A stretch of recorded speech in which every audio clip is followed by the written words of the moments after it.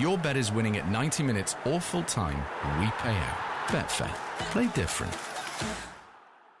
Applies to match odds 90 market or markets with the 90 icon. Sport. Enterprise has vans of all shapes and sizes. So if you've got a plan, we've got a van.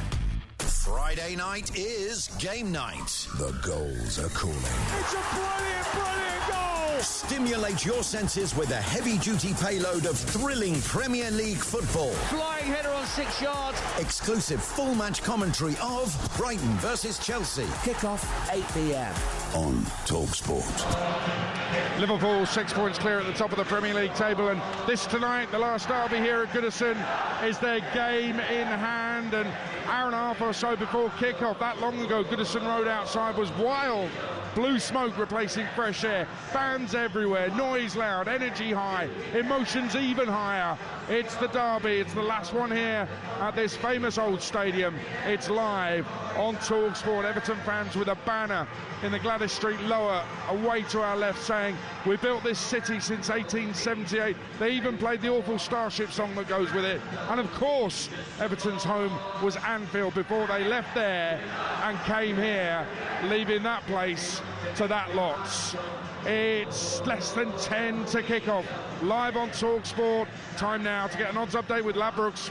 Odds update on TalkSport with Ladbrokes. Get money back as a free bet up to £10 if one leg of your Football 5+ acca lets you down. Pre-match straight line accas only. Odds are 3-1 or greater. 18+ gambleaware.org. And let's speak to Alex Apati from Ladbrokes. The noise is incredible here. The Everton fans in fine voice. It's emotional, Alex, but what about the game itself? If you're looking at the table, you can only fancy Liverpool here, surely. Yeah, absolutely.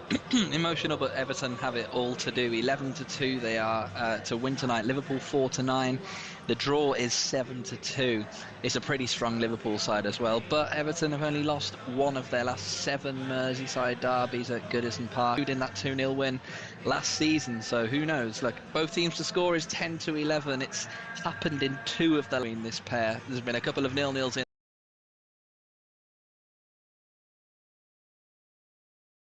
there too. That's a 10-1 shot tonight. And yep, the last Merseyside derby at Goodison Park. The first was back in 1894, I believe, finished 3-0 to Everton.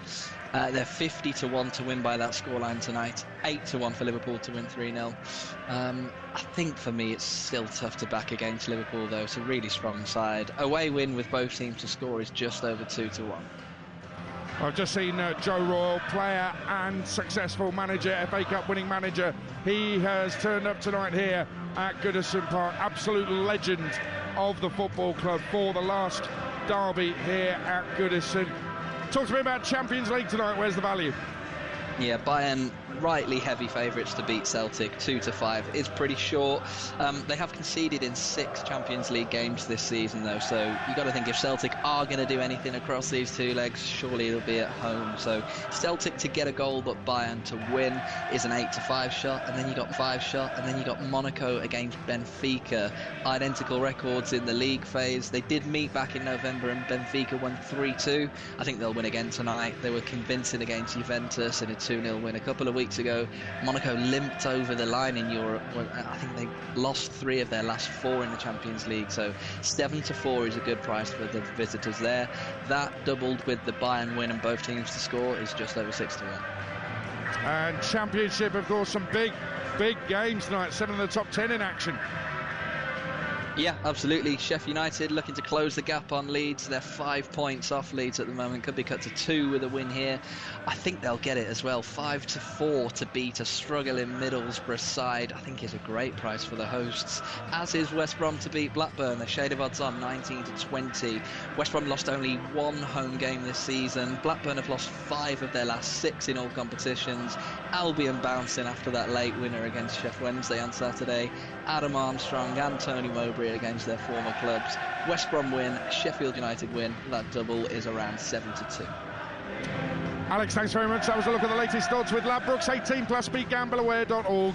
Odds update on TalkSport with Ladbrokes. Supercharge your odds with our Odds Boost button. Selected markets applies to first £50 of stake. Terms apply. 18+, gambleaware.org. I love this song that the Everton fans are singing. It's wholesome, it's a family song, there's no swearing in it, it's just good, innocent football fan fun. Fantastic. Loads of banners have come out in the Gladys Street end away to our left, hanging over from the top tier down to the lower tier, marching down the Goodison Road, which is obviously the road right outside this stadium, the main offices. The line from the Beatles song, In My Life, there are places I'll remember, with the Goodison letters underneath, those letters illuminated in blue at night time. The toffees, simple as, in the old Beatles font, and then our motto is our standard. Nil satis nisi optimum, nothing but the best is good enough.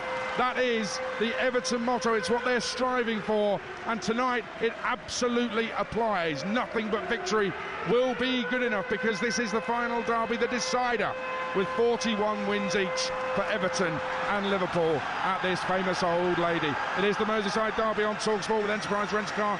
Whatever the mission, home or away, Enterprise helps over 120,000 as Z-Cars starts. And the players make their way out for the last ever Merseyside derby at Goodison Park. Now, when David Moyes left Everton first time around, he left them above Liverpool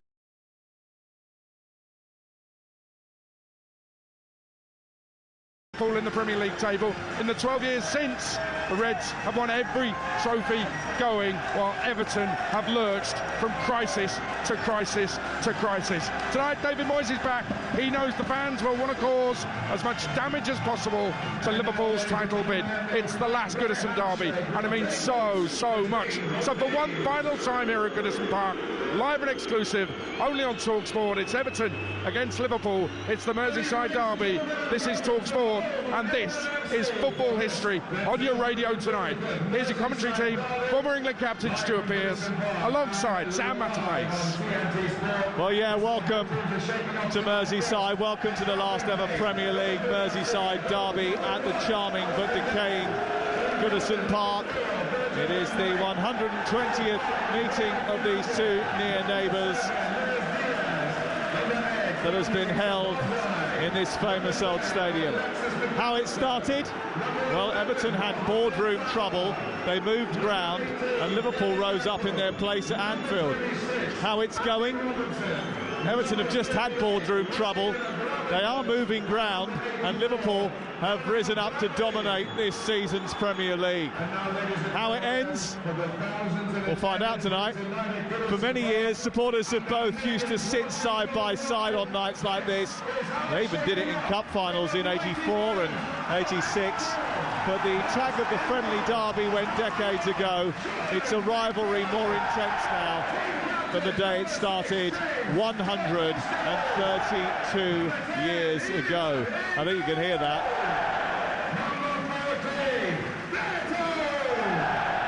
The geographical gap has remained the same for a century or more. It's just a 10-minute walk through Stanley Park, but fortunes on the pitch have differed wildly. Both have new men in charge relatively, and the return of David Moyes has precipitated an upturn in form. And Stuart Pearce, his former assistant, is here with us tonight. It feels earthy, it feels fervent, febrile. This is Derby Day Goodison style.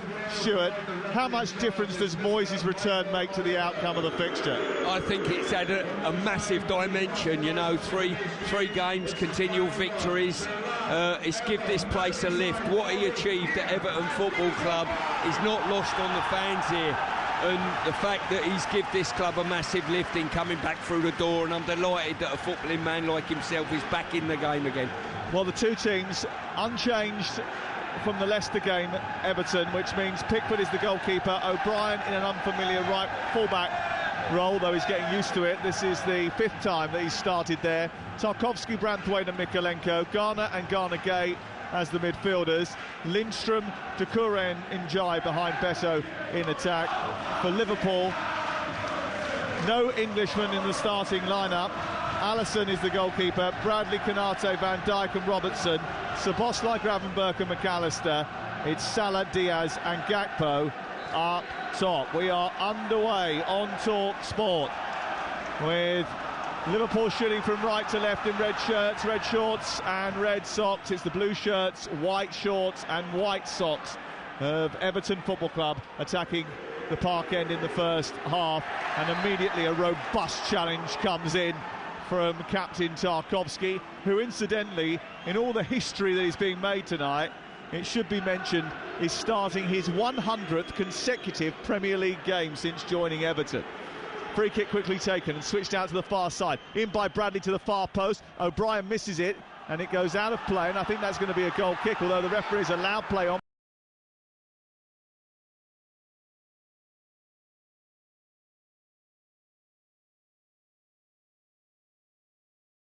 Because the linesman hasn't flagged. It's back into the area by Andrew Robertson, lifted towards the sky, and then it's allowed to bounce inside the box. Did it hit a hand? Well, it doesn't matter if it did, because the offside flag is now up over on the far side, and the free kick is going to be given to the home team. But a bit of a nervy start, actually, and an up-and-up atom start by Liverpool in the first few minutes, Stuart Pearce. Yeah, it certainly has been, Sam, and good evening to you and the listeners. Firstly, it started, Konate won the first contact header, and from that moment on, free kick given away, and a wonderful diagonal ball from Van Dijk to the hit man that is Salah, and Everton will be pleased to survive that. Well, fuelled by shifting dominance and jealousy, this once friendly derby between Everton and Liverpool is more intense than ever now. I think we've felt that really in the early stages here, as Garner feeds Decore, scored that fast goal last week. Lindstrom managed to stand in front of the clearance, the ball aimed towards Njai. Liverpool trying to get it clear. Diaz plays it behind Salah. Across goes Mikalenko, it goes out of play. And it's away for a Liverpool throw over on the far side. But a real fierce start to the game. We played 2 minutes. You're listening to Talk Sport live in the Merseyside derby tonight. Under the floodlights, inside this famous old stand.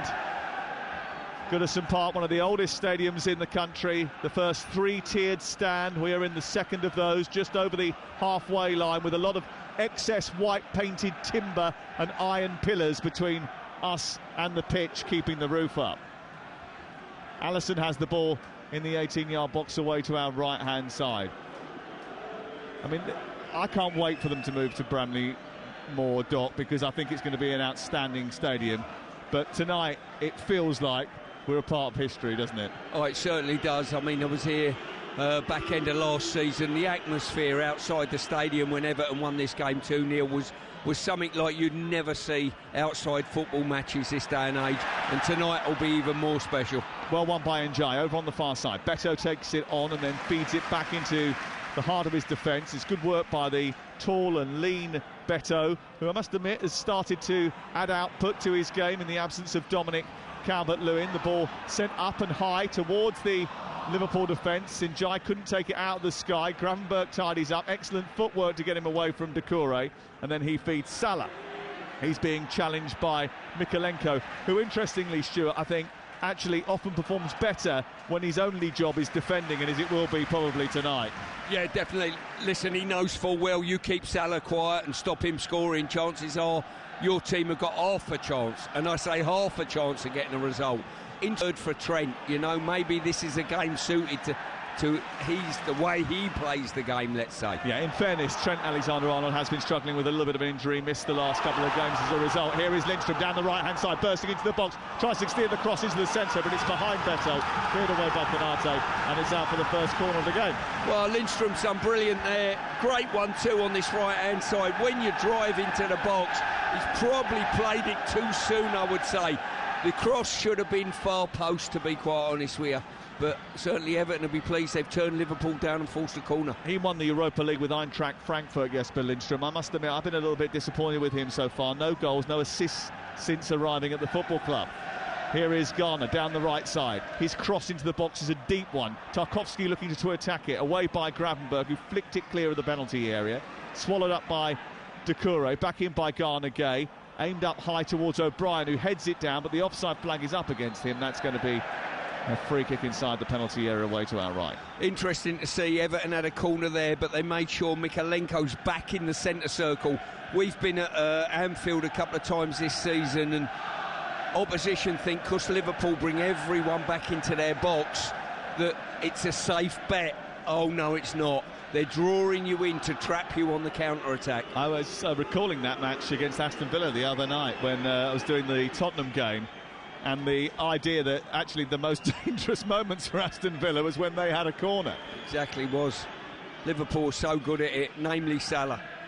They have Aston Villa next Wednesday night live on Talk Sport as well.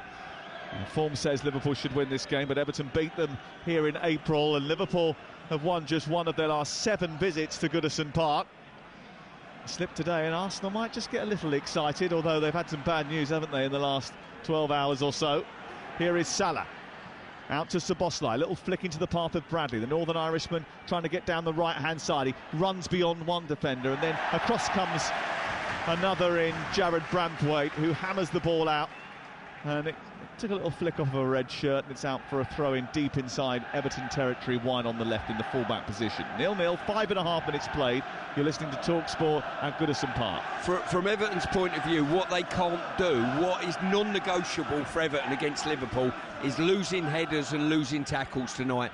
And already, to be fair, they've lost 3 or 4 disputable contests with the ball in the air, and you can't afford to do that. That's got to be your ace card if you're Everton. Listening to Everton 0, Liverpool 0 on TalkSport with Sky Sports, and don't forget you can stream the biggest Premier League games available with no contract on now. Search Now Sports. Here is Doucouré winning a header forward by Lindstrom, and now Beto trying to outpace Konate. Good luck with that. He just put on the accelerator, put his body between man and ball, and shut the route. Yeah, he certainly did. He's having a wonderful season, Konate, hasn't he? That partnership between him and Van Dijk has been outstanding for Liverpool this year. Yep. First player to score his first 5 Liverpool goals with his head since 1993, and an old mate of yours, Mark Wright. Oh, Mark Wright, yeah. Played at Italia 90 with him, didn't you? Yes, indeed. Yeah, very good player. Had a wonderful World Cup. He did. And that was when they changed the formation. You changed the formation, didn't you? And he came in as the sort of auxiliary centre-half, the sweeper. That was it, yeah. Very good on the ball. 7 minutes gone in the last derby at Goodison Park. Alisson has it inside the D, away to our right, on a chilly night on Merseyside. David Moyes standing on the edge of his technical area, now just turns and goes back to sit in his dugout, have a quick word with one of his members of staff. Arne Slot standing on the edge of the technical area in a very slick black Mac. And he watches as his fellow Dutchman Van Dijk finds Cody Gakpo, who sends it back to the Scotsman Robertson. Robertson infield, and it's played into Konate, then Bradley to Gravenberch. Bit too much space for Gravenberch there in the middle of the park, and he's found Szoboszlai, who's then gone on to run into the right wing position and get the ball from Salah, gets to the byline, tries to cut it back, looking for Diaz, is a bit behind him, he's going to keep it alive.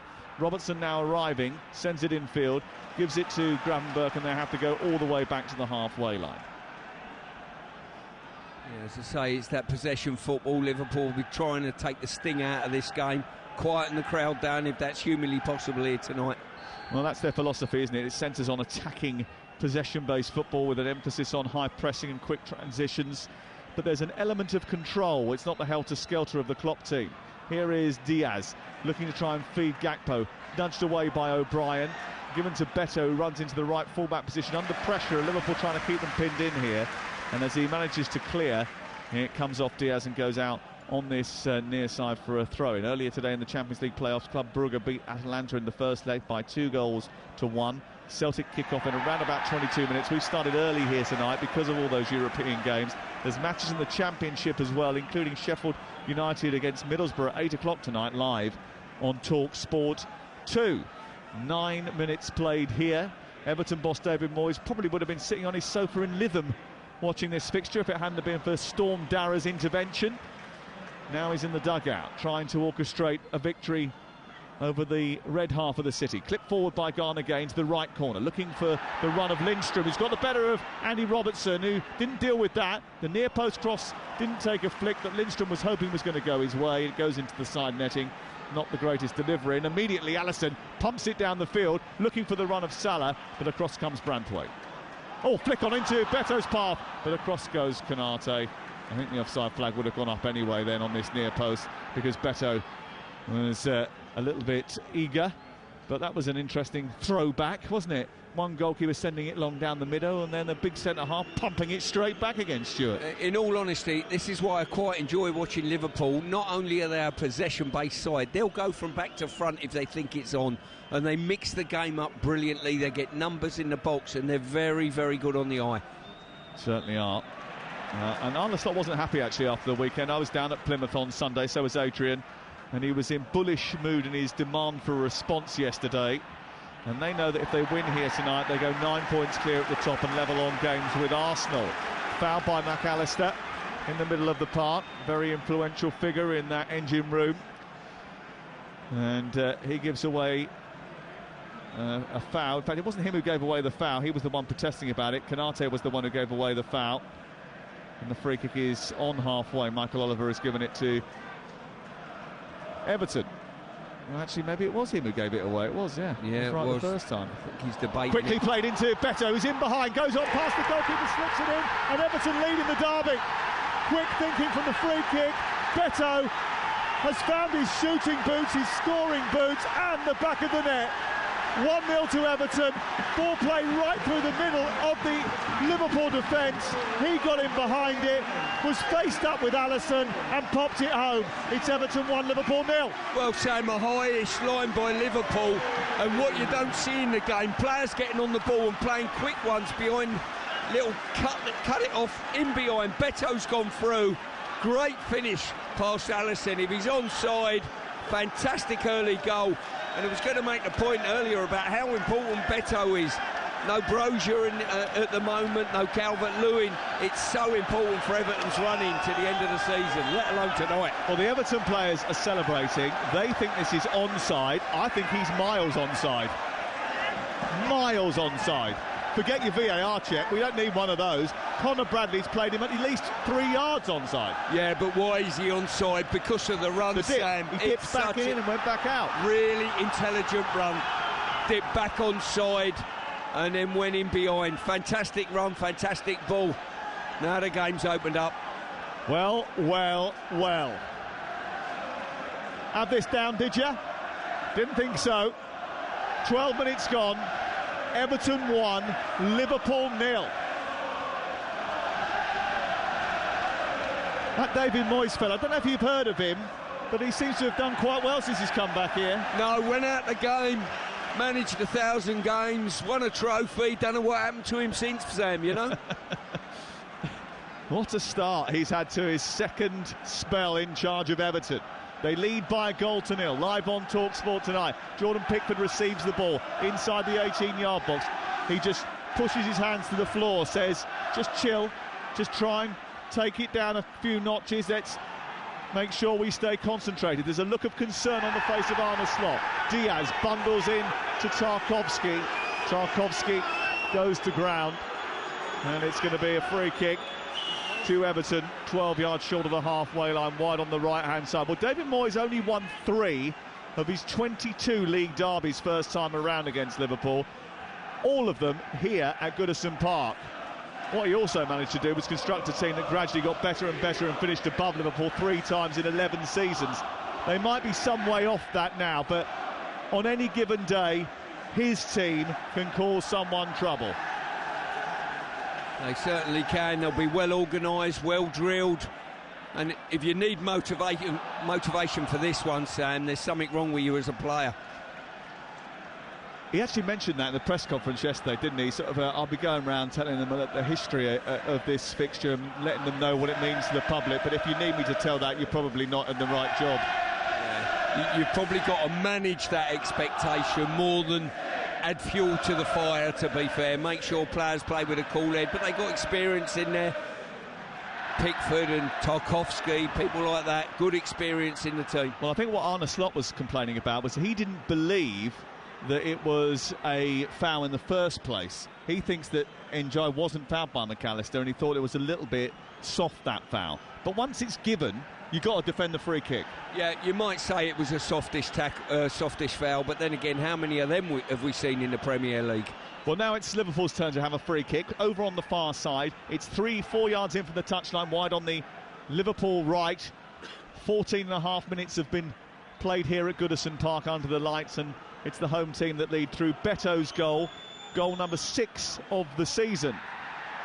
Sends the ball forward, it's cut out by Doucouré. He tries to run it clear, held on to it too long, it was pinched by McAllister. They've turned it over high up here, Liverpool, and then it's played towards Salah, who sends it towards the back post, and it's headed into the net beautifully by McAllister, who gave away the foul, which led to the Everton goal. He's got them back into it with the back of his head, nodding it beyond the stranded Pickford into the far corner, and it's 1-1.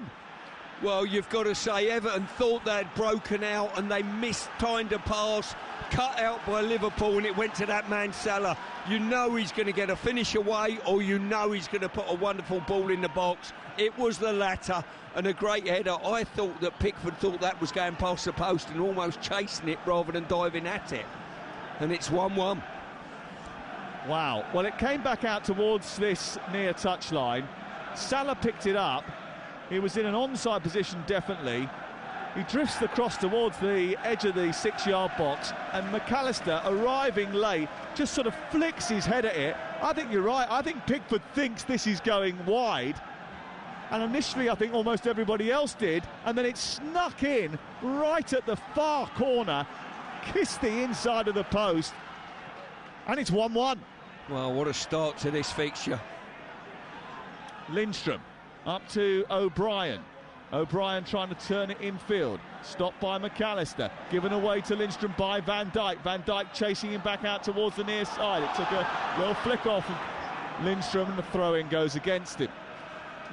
This game, Sam's going to ebb and flow, and it's really important from both sides and both sets of players that they keep a steady mental grasp of the game, if you like. Don't let emotion run away with you.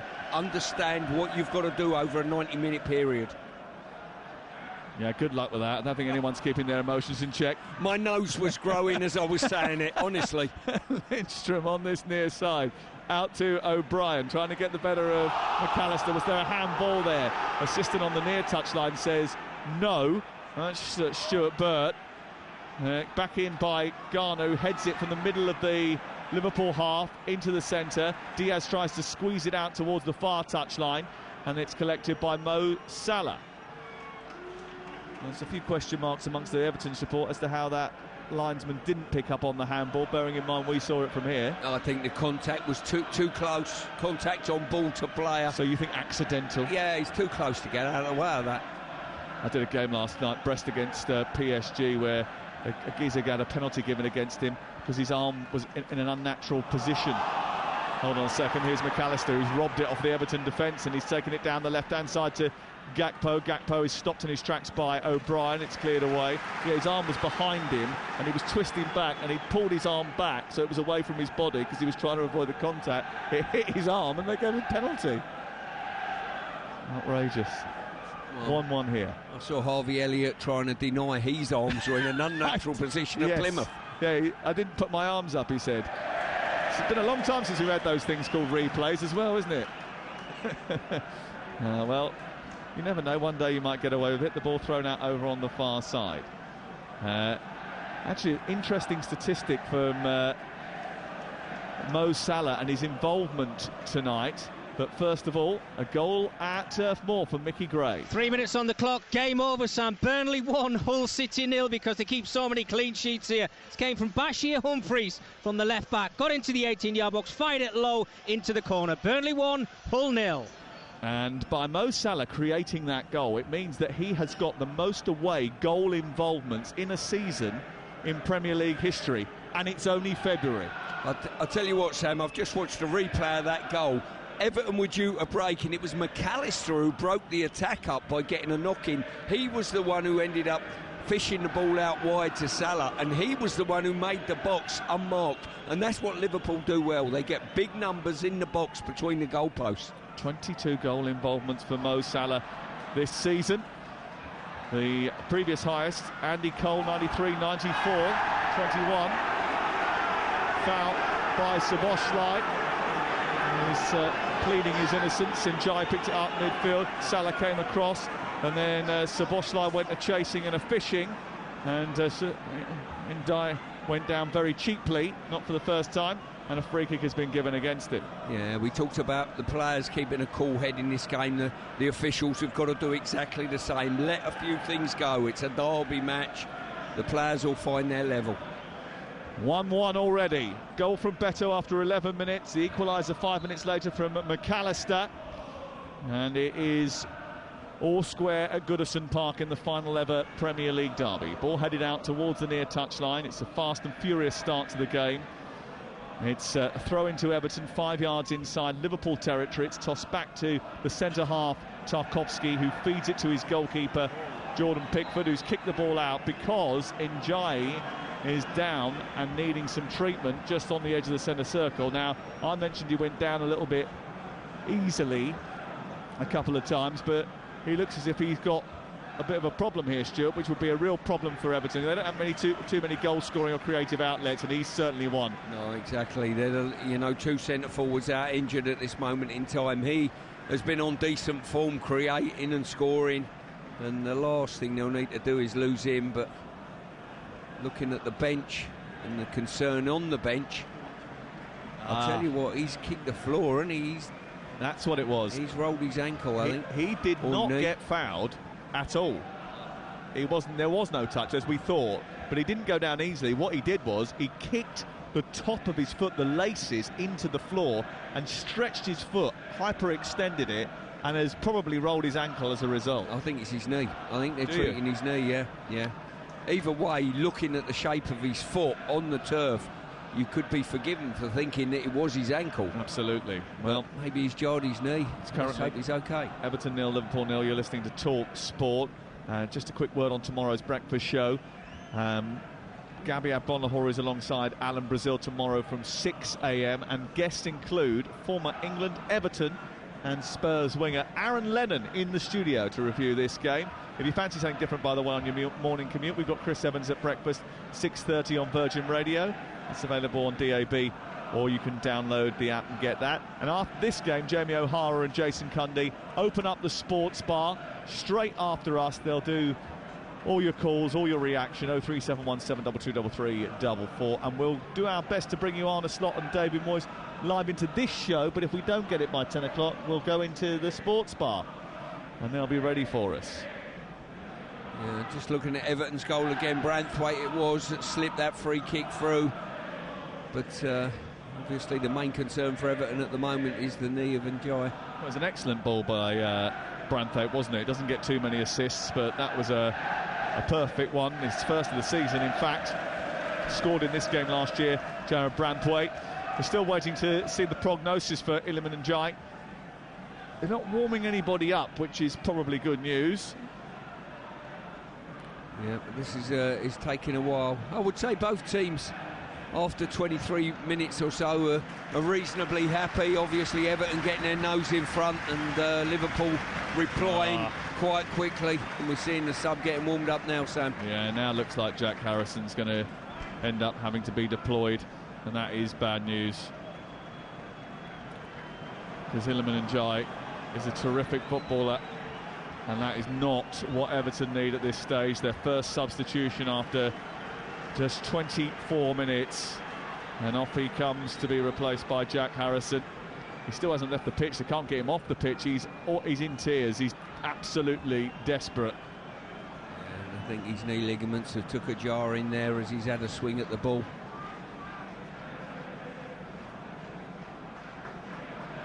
Well, that's a real sad state of affairs for Iliman Ndiaye, who's made a real positive impact, I think, since turning up here.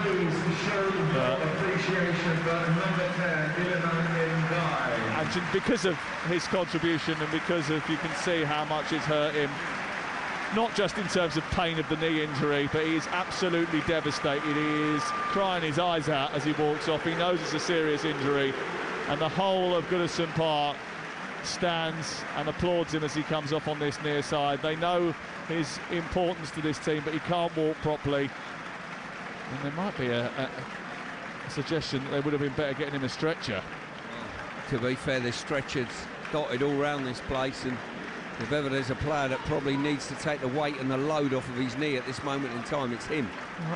It's taken. Idrissa Gana Gueye has come over to try and help him off the pitch, to lift him so that he's not bearing weight on it. On comes Jack Harrison in his place. He scored in his Premier League debut at Anfield for Leeds back in September 2020. His last goal over a year ago.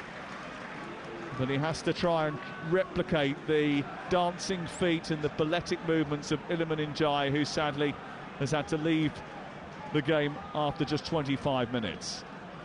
Everton 1, Liverpool 1. The latest odds available from Ladbrokes, where right now you can get Everton to win the game at 6-1.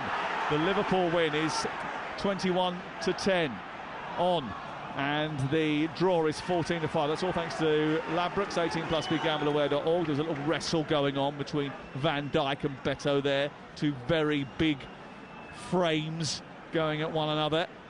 Nothing came of it. It's a good battle, them two, and Beto's putting himself around and winning the odd challenge against Van Dijk, and to be fair, he's going to have to do that. It's quite a lonely place for him up there on his own. Given away by Liverpool, and Beto now has it. He's going to shoot from distance. It's straight into the body of Van Dijk. Comes back to Garner, who immediately thrusts it out to Garner Gay. On to Harrison, who gets fouled by Conor Bradley. Wide on the far side, goes down. That's going to be a free kick in a wide area for Everton. Yeah, Liverpool complaining they think there's been too many decisions that have not gone their way, that they don't think, and there was very little in that by Bradley, but I think he was just undone by quick footwork, and the referee was seduced by a player going to ground. Well, Everton desperate to make a impression for their long-suffering support. Their winning run dented at the weekend in the FA Cup to Bournemouth, but there were positives, namely the performances of Jack Harrison, who's just come off the bench, and Charlie Alcaraz, who they just got back from South American football. Might remember him from Southampton days. Here is the free kick, far side, driven into the near post, flicks away by Diaz, comes back out to the left-hand side and cleared away by McAllister from the full-back position. Garner Gay's going to scurry across and get there first. He's pushed to the floor by Robertson. And Arne Slot that drops to his knees. He can't believe that the foul has gone against Robertson. Even more so, he can't believe that it's a yellow card. No, it's definitely not a yellow card situation. You give him a nudge in the back, it's a free kick. It was a stupid thing to do from Robertson's point of view. I don't think it's a yellow card. Accumulation maybe of niggly fouls. Game management from the referee just saying, right, this is silly now, let's just turn the temperature down a little bit. And did he maybe just do a little bit of the old delaying of the restart, kicking the ball away? Yeah, potentially, but on the grounds that he was the only player up the pitch and his 10 teammates were behind him defending the goal, there weren't a counter-attack on.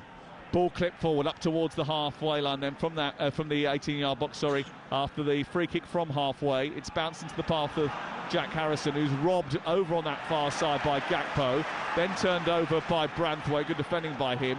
Garner Gay gets it back to halfway, and then it's into Harrison again, just left side. Tries to move infield. He's got Lindstrom calling for it in the number 10 position. He's held onto it for a very long time. Tried to twirl away from McAllister. Not going to be able to do that. Held onto it too long, dispossessed, and the ball cleared by Conor Bradley.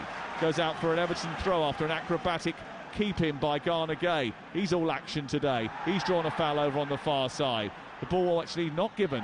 Now he's gone down again. The referee still hasn't given a foul. What's he given now? He's given a throw into Liverpool. Yeah, referee's given up giving free kicks now. That's the spirit. Come on, that's what we want. That's what the crowd want. And I think he was spot on, to be honest with you. Here is Konate, deep inside his own half of the field. This is the first of 5 Premier League games in 15 days for Liverpool. First taste of the derby for Arne Slot, followed by a home game with Wolves on Sunday, then back-to-back trips to Aston Villa and Manchester City.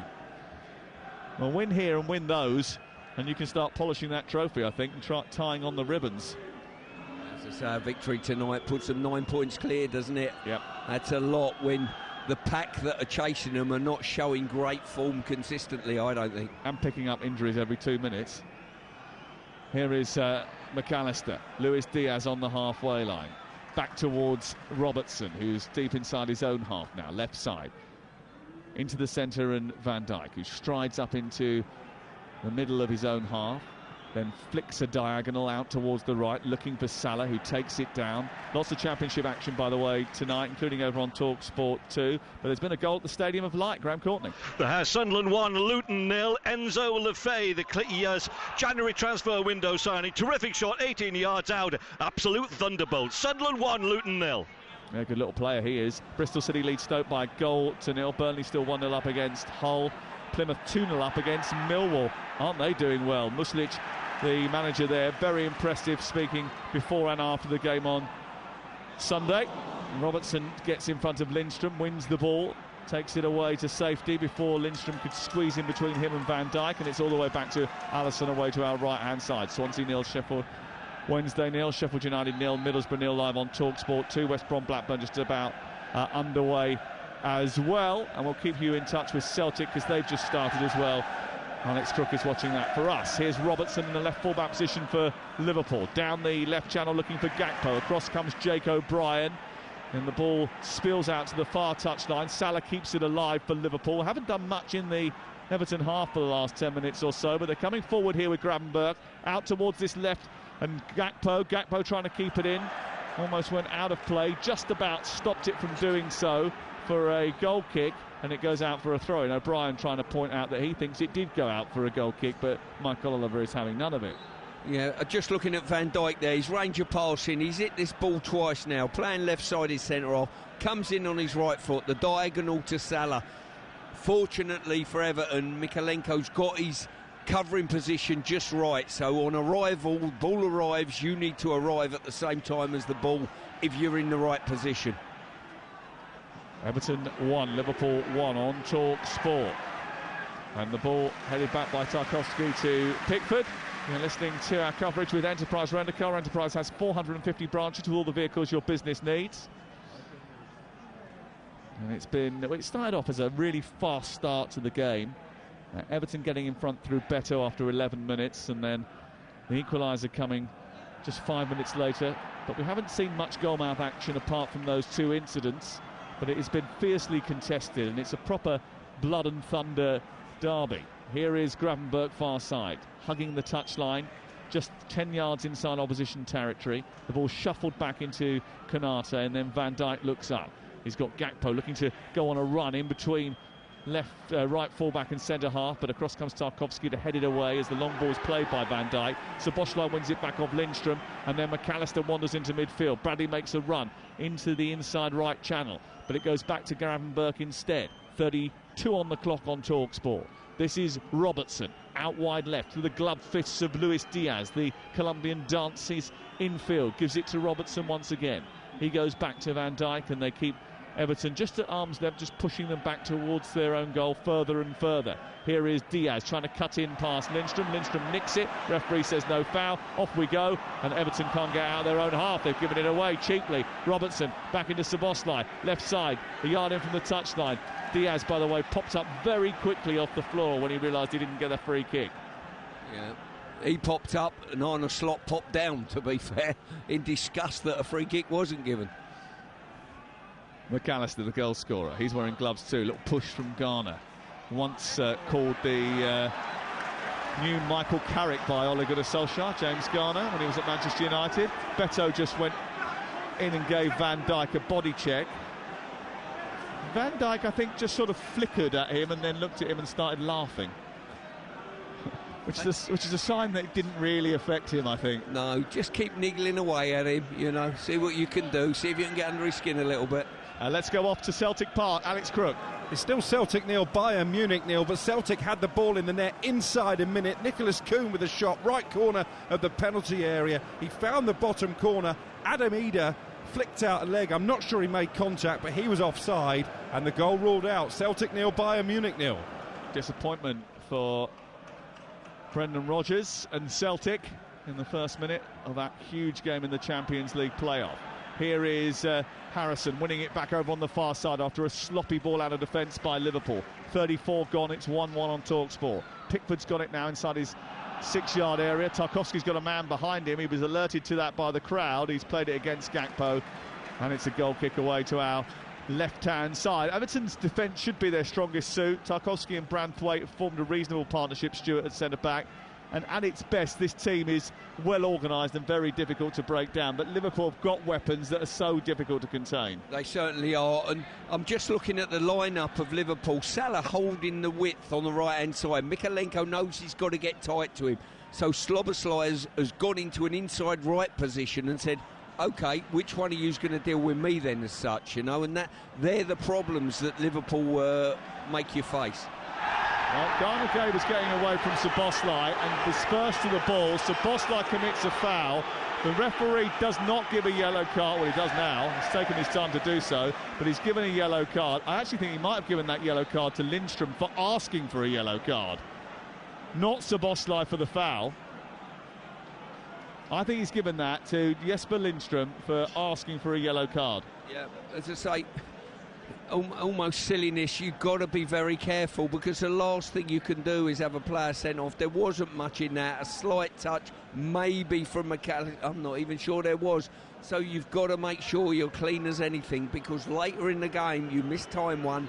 If you go off, you cannot afford to let your team down at this rate. Well, McAllister didn't touch him. Szoboszlai was about 3 yards away from him. In the end, it was an optical illusion, really. Here is Harrison with the ball into the box, headed away by Van Dijk from the free kick. Back by Garner with a header, looking to try and exploit the defence as it comes out. Didn't do so. There's a push now by Garner-Gay on Luis Diaz, who was looking to get forward. He gets a yellow card, and Luis Diaz wins the free kick just in front of the centre circle. Yeah, and rightly so indeed, as I say. Garner's ended up pulling him back.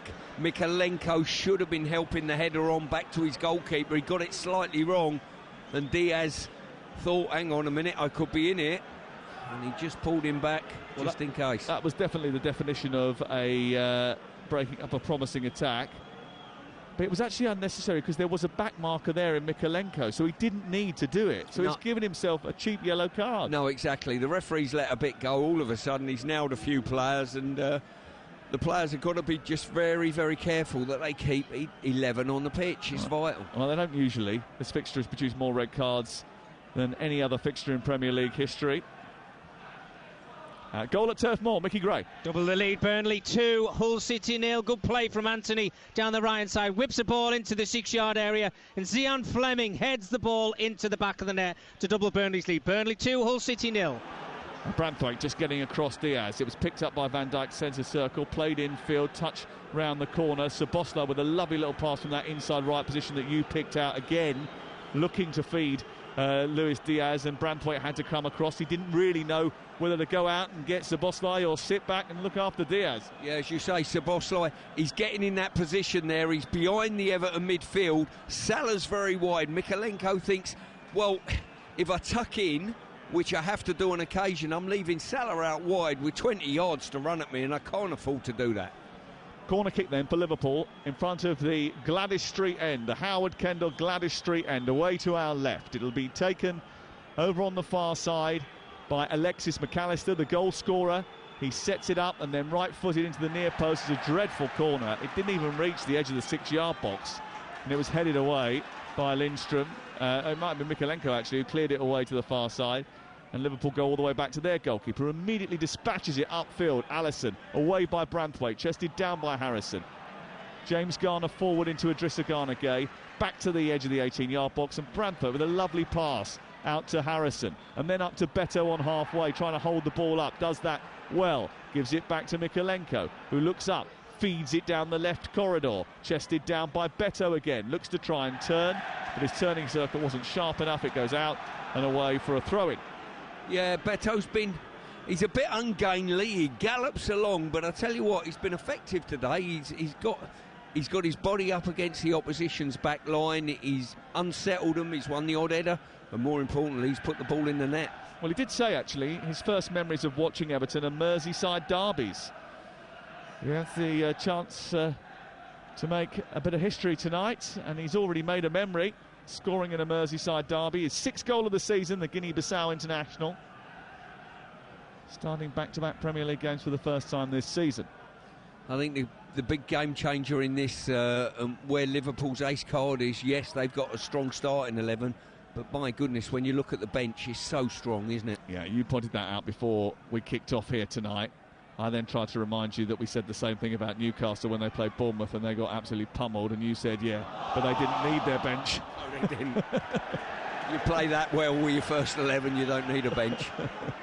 They certainly did play well with their first 11 that night. You're listening to TalkSport. We're live at the Goodison Park on the final night of action as far as Merseyside derbies are concerned in this stadium, and we've got 5 minutes before half-time, and it's one apiece.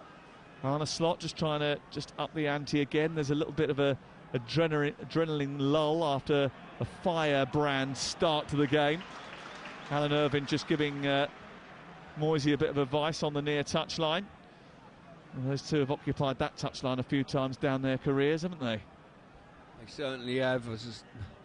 We're just talking to Alan Irvine beforehand, and I said these games are absolutely perfect to go out there as a full-back and whack the winger into the stand. And Irv looked at me with a wry smile on his face and went, I've had a few of them. And you've said, I've dished out a few of them. Ball clear towards the far touchline, headed down by Salah, infield towards Bradley, and back by Mikalenko to his goalkeeper, sort of spooned it off of Bradley, and it goes into the arms of Pickford, and it will be cleared away. Arne Slot rejected the suggestion that going out of the Cup at the weekend was any sort of blessing in disguise. He said nothing good can come from losing a game. Well, they're not losing this one now, they're back level, but they're certainly in a game, that is for sure. Yeah, it's been a good game. Everton have done quite well in regard to decent long balls that they've played. Beto and Decore have been a bit of a nuisance. Liverpool have failed at this moment in time to get that ball securely into Salah, and I've got to say Mikalenko's shepherded him quite well, but you know what Salah's like. He's got an assist to his name already, but you know full well the longer the game goes on, the more the magician that is Salah will come into this game. Certainly. 1-1. This is TalkSport. And we are live at Goodison Park.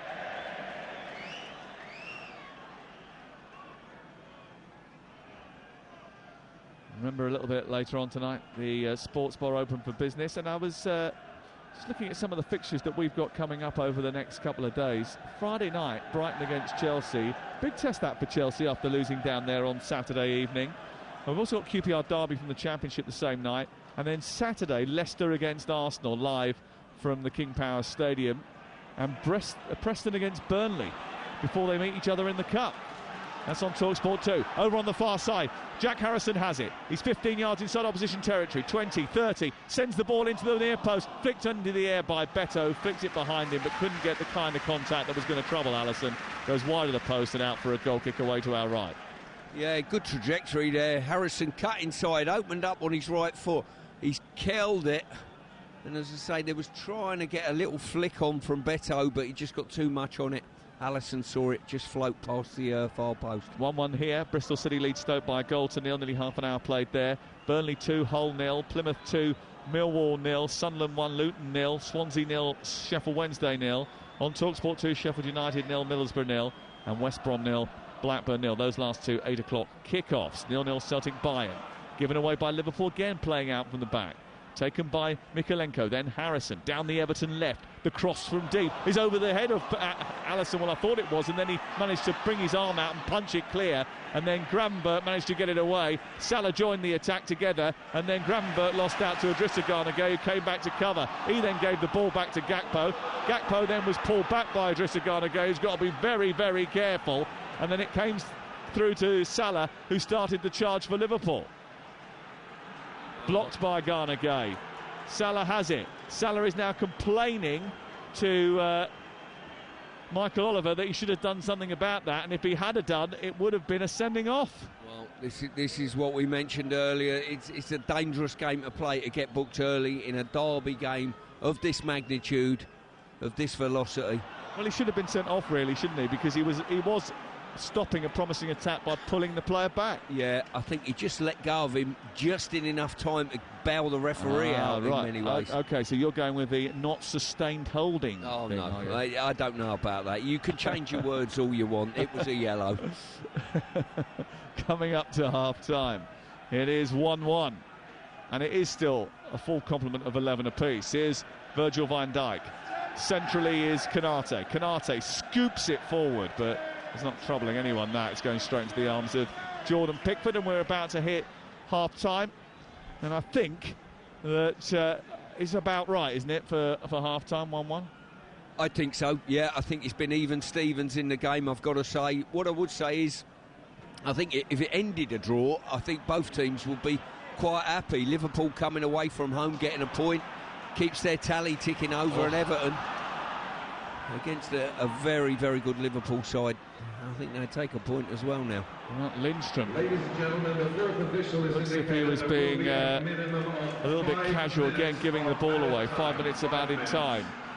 There'll be a lot of questions about that challenge from Idrissa Gana Gueye just before the break with Adrian at half-time. Diaz clips the ball into the box, headed away by Branthwaite. Everton will want to go in all square or better.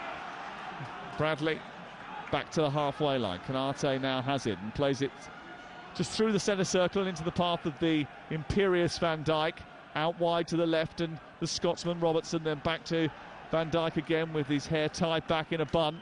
Plays it infield, collected by Conor Bradley. He motors forward, plays it out wide, gets it to Salah. On the half turn is Diaz, who turns quickly and shoots, and it bounces off Branthwaite and runs to the far side.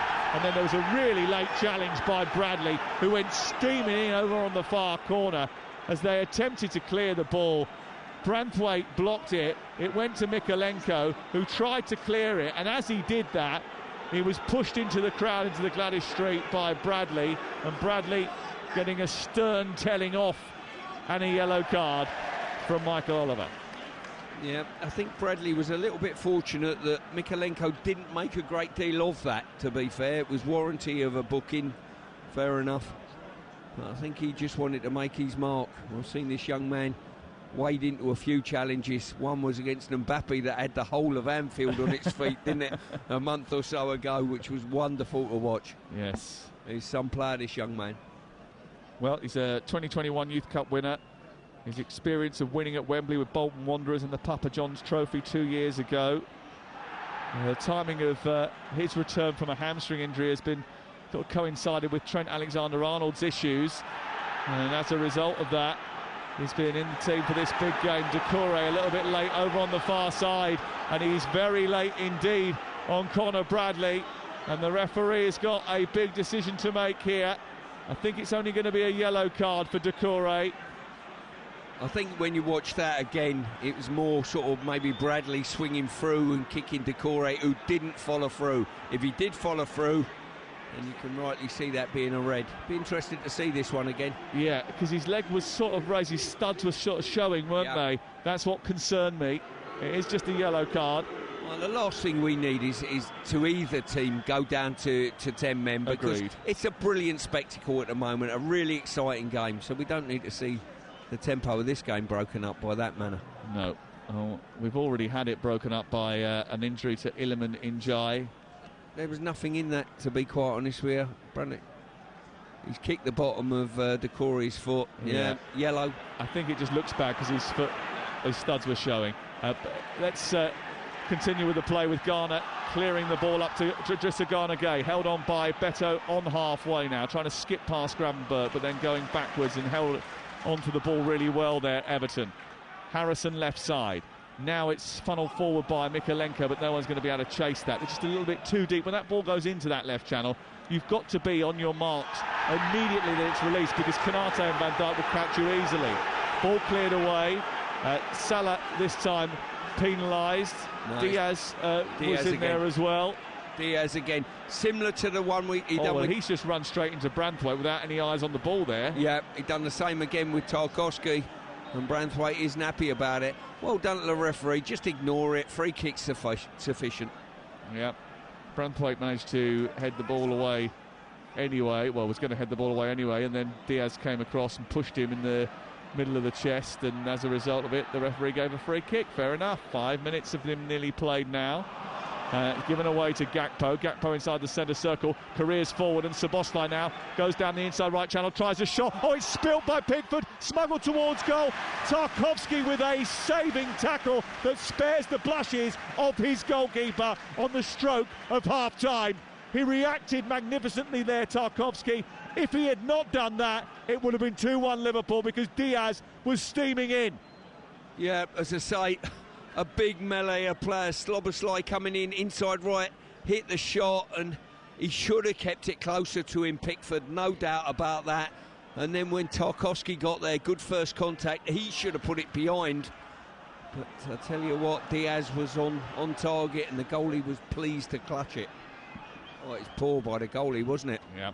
And he had to have Tarkowski back there, and it was only because Tarkowski hit it against Diaz, and then as it came back, grabbed it again with his right foot, that stopped it from being any more debilitating for Everton. Good first half, good first 45 minutes. It's a huge part of Merseyside football history that's about to disappear, this fixture in this stadium, but Everton certainly not letting it go without a fight.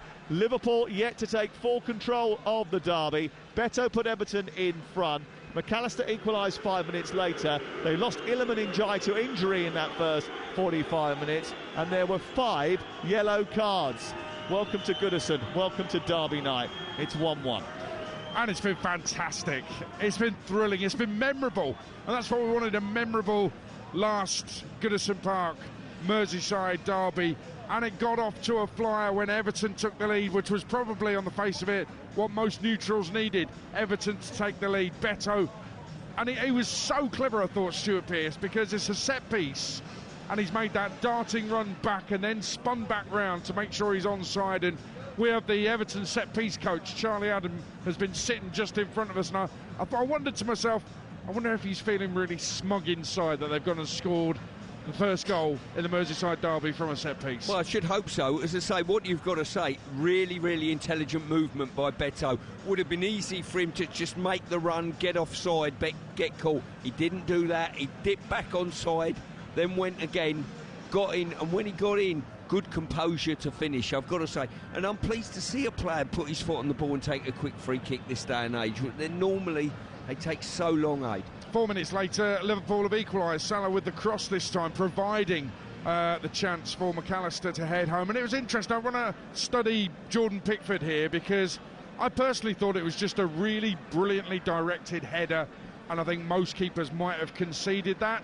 Was his starting position for it correct? Or because it looked like he thought it was going wide. It was just inside the post. Thought it was brilliantly directed by McAllister. It certainly was, and you've got to say, McAllister was the one that broke up the attack initially, that fed the ball out to Salah and then arrived in the box. So he's done brilliantly. But when the ball come in, I think that Pickford is guarding that near post a little bit in case Salah unloads one.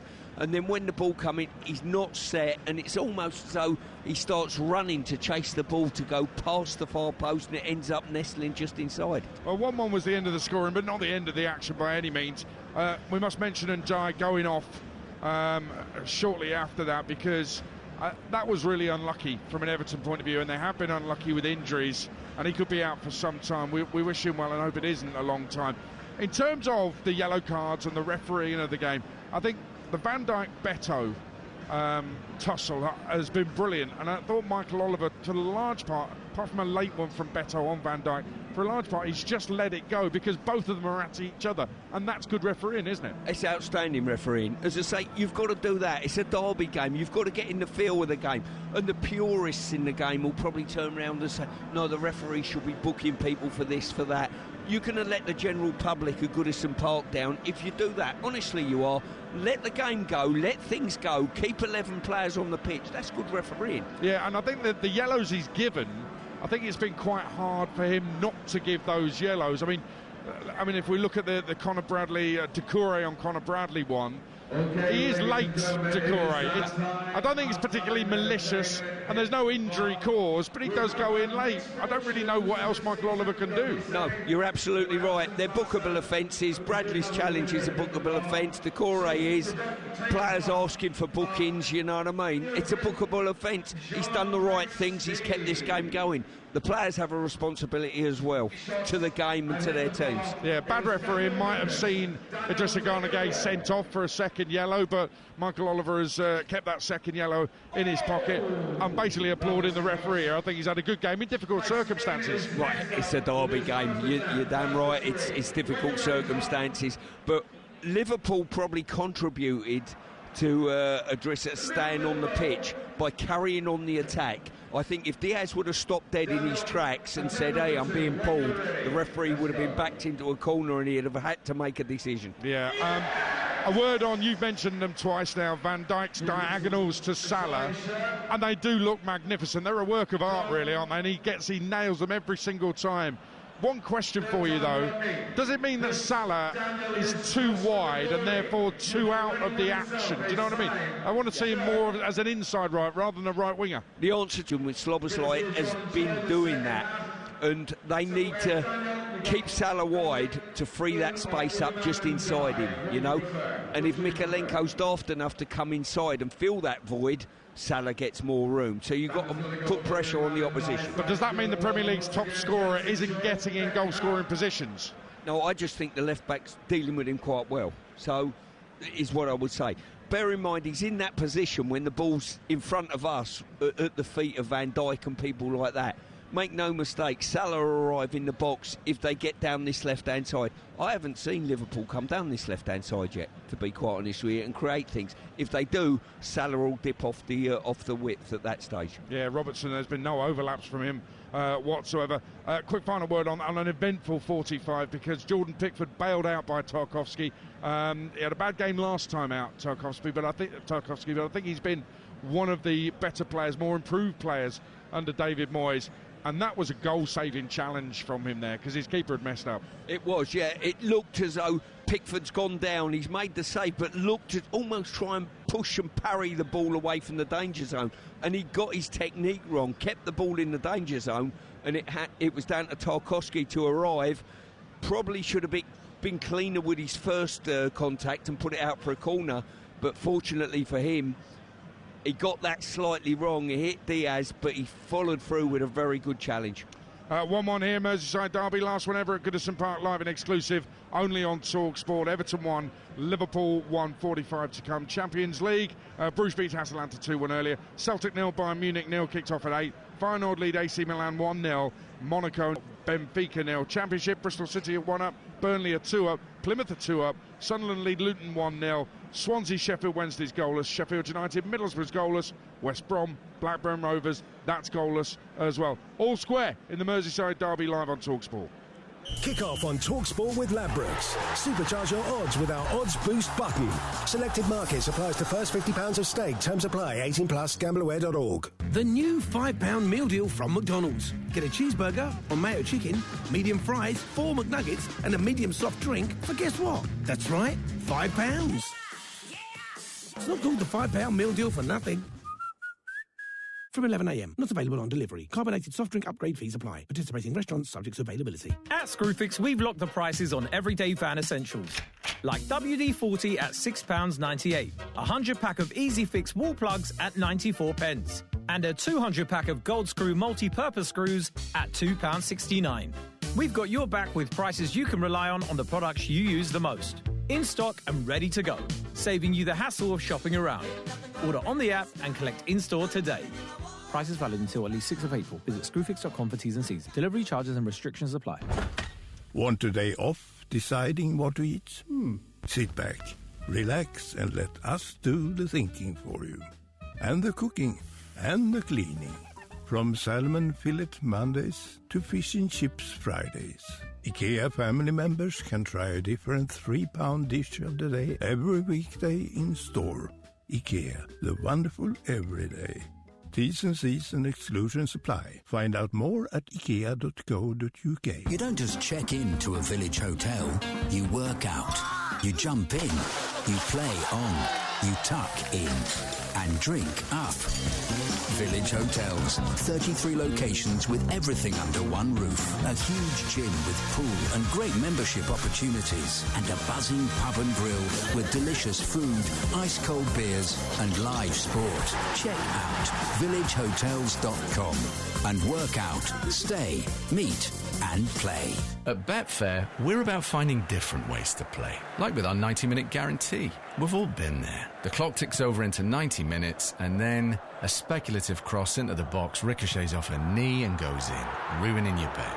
But with Betfair's 90-minute guarantee, if your bet is winning at 90 minutes or full time, we pay out. Betfair. Play different. Applies to match odds 90 market or markets with the 90 icon. Sportsbook exclusive. Terms and conditions apply. 18 plus BeGambleAware.org. We all fantasize about our perfect home. Sipping a morning coffee out on the terrace.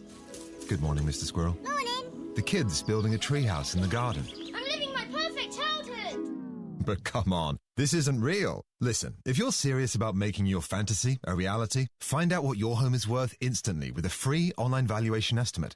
Get real about moving. Get on the market. Most common time to obtain an online quote between 1st of April 2024 and 30th of June 2024 was under 3 minutes. Excludes Northern Ireland. Kick off on TalkSport with Sky Sports. Stream the biggest Premier League games available with no contract on now. 18 plus. Stream via internet. Terms apply. Get all the goals on your radio. Have we got something special for you? Setting the gold standard of out-and-out, fully combustible football commentary. Game night on TalkSport. It's TalkSport, your home of live football. A word about the fans, because they've been absolutely magnificent, created a brilliant atmosphere, raucous during the game, even if they were totally unfair with some of the things they were calling for. They really have been a big part of this last ever Merseyside derby here at Goodison Park. Let's get the halftime odds with Ladbrokes. Odds update on TalkSport with Ladbrokes. Get money back as a free bet up to £10 if one leg of your Football 5 Plus acca lets you down. Pre-match straight line accas only. Odds are 3-1 or greater. 18 plus BeGambleAware.org. So at half-time it is Everton 1, Liverpool 1, Everton are 6-1 to win the game. The draw's 15-8, Liverpool are 11-8 on. A player to be sent off was 11-4. It's been odds boosted to 7-2. Virgil van Dijk to score a header was 14-1. It's now 18-1. 18-1. That's the latest odds with Ladbrokes. 18 plus. BeGambleAware.org. Odds update on TalkSport with Ladbrokes. Supercharge your odds with our Odds Boost button. Selected markets applies to first £50 of stake. Terms apply. 18 plus. BeGambleAware.org. It's TalkSport live at Goodison Park for the Merseyside derby. One final time. Let's take you round the grounds. Let's find out what's happening to Celtic in that Champions League playoff. We'll do that in just a moment, but first of all, our chief football correspondent, Alex Crook, who's watching the game, has got some breaking news for us. Alex. Yeah, and bad news as far as Chelsea are concerned. Nicholas Jackson missed their FA Cup defeat live on TalkSport on Saturday with a hamstring injury that he suffered, Adrian, in the game you were at, I think, against West Ham United the previous Monday. We've had confirmation at TalkSport in the last few minutes. Nicholas Jackson not expected now to return until after the international break in March. That means he'll miss the return game against Brighton live on TalkSport on Friday. They've got Aston Villa away after that and Arsenal away to play before the international break. And when you look at Chelsea's recent poor form, I think this is a significant blow to their hopes of a Champions League finish, especially when you look at how disappointing Christopher Nkunku was at the Amex on Saturday night. Indeed, Kai Havertz as well, out for a period of time, possibly for the rest of the season at Arsenal after an injury in Dubai training. What's been happening in the Celtic game, Alex? Yeah, 33 minutes gone here. It's Celtic 0, Bayern Munich 0. 30 seconds on the clock when Nicholas Kuhn curled beautifully into the far corner from 22 yards out. The celebrations quickly cut short, though, as far as Celtic were concerned. Adam Eder made a movement towards the ball. He was clearly in an offside position, clearly distracting Manuel Neuer in the Bayern goal, and the goal did not stand. I've got to say, the Bundesliga side have dominated possession since then. Kasper Schmeichel made a good save to deny Michael Elise, the former Palace man, from point-blank range. Harry Kane has seen a shot blocked by Ustin Trusty, and then just a few moments ago, Leroy Sané one-on-one with Schmeichel in the Celtic goal. He just missed his kick, and it was a relatively comfortable save in the end. 11 minutes to go until half-time. This one on a knife edge. Celtic 0, Bayern 0.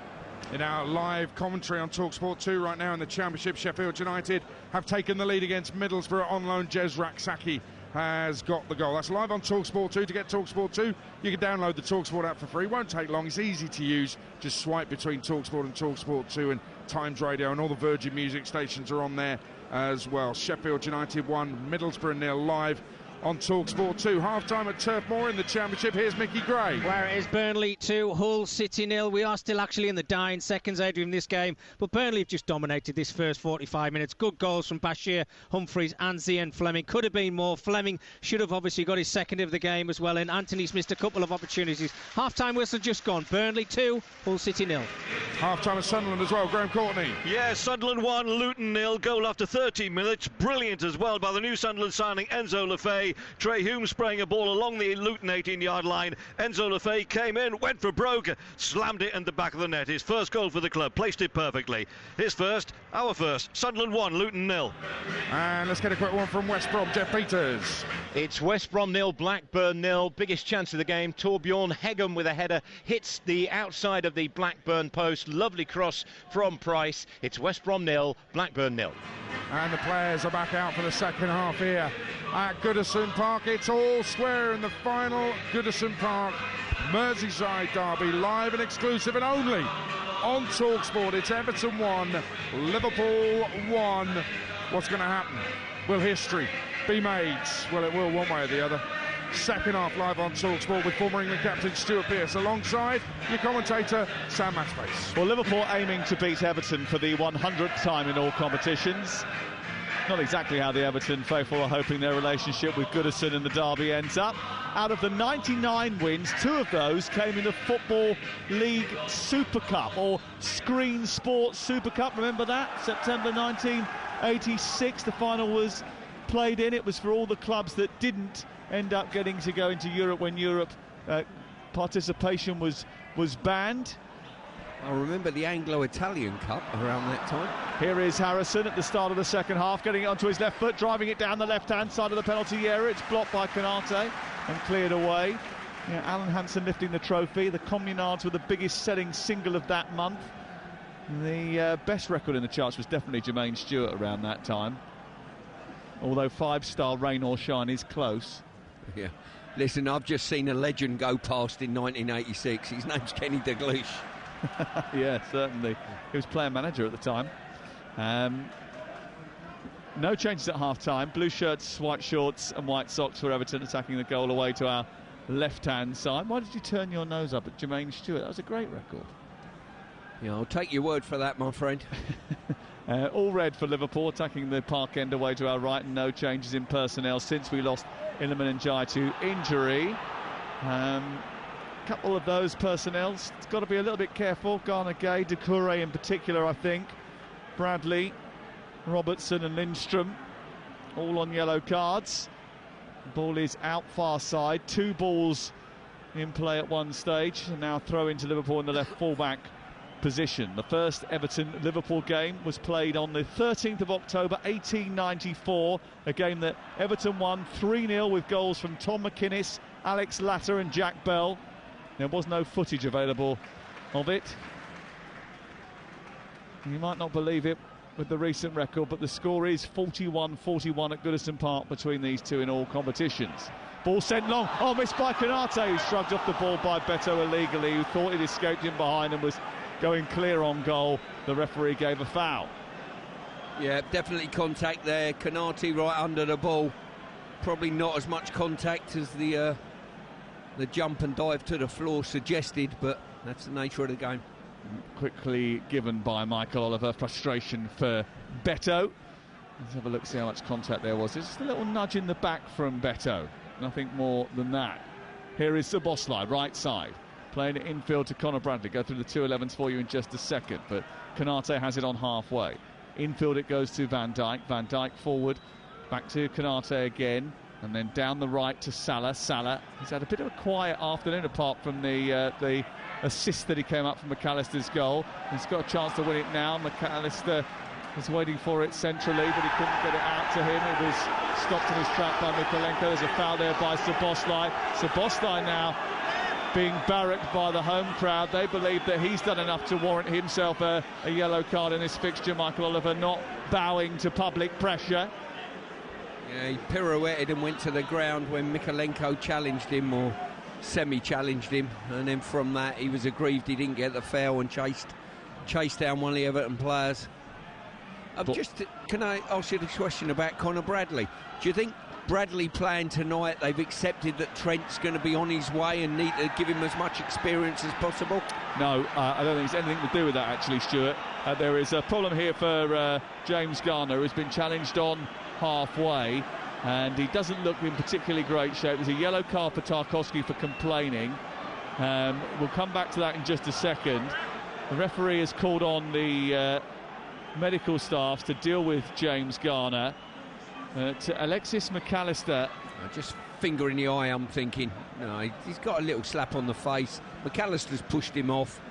I don't think it warranted the reaction we're seeing. The amount of drama we had for that is ridiculous. Anyway, I was going to tell you, I've got some information on that subject that you asked me about Trent Alexander-Arnold, by the way, and that is that Arne Slot said before the game about Trent Alexander-Arnold, he is not even close. He can come in for a few minutes. It's nice to have him around.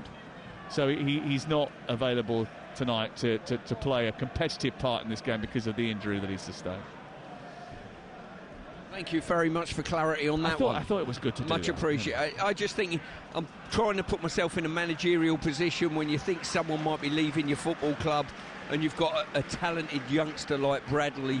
These minutes that he's getting at the moment are absolutely invaluable. Do you think that he could, as we see Garner go off on the far side having had his treatment, do you think he has the ability to fill in for him full time? He obviously isn't the same. There's a lot of differences between the two.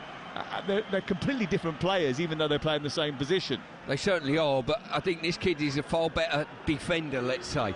I think Trent, certainly, his creation, goals that he delivers and stuff like that, he's a different type of player totally. But the pair of them, well, really, if you're Liverpool, you want both of them at your football club. Best of both worlds. He makes these brilliant inside channel runs, which are great because he does get forward and he does sort of cause defences a bit of a headache. He's not the same as Trent. Look, there he is again, making that inside channel run, having a little sprint in between the two defenders that are occupying that side of the box. Here is Salah sending it centrally. One of the things Slot was saying at the weekend was he's got to know when he's got to make those. As he goes into the box now, looking to get on the end of it, but across comes Branthwaite and shepherds it behind, and it goes out for a corner. Yeah, and as you say, the older he gets, the wiser he gets. He'll pick those runs off a little bit more clever, and as I say, it's enjoyable to see a young man like him on the top of his game, enjoying his football, and he's got a little bit of spirit and a bit of verve about himself. Personality, that's the word we're looking at. All but one of Everton's goals since the change of manager have come in the first half of matches. They need to change that trend if they're to win this game. It's 1-1, 6 minutes gone second half.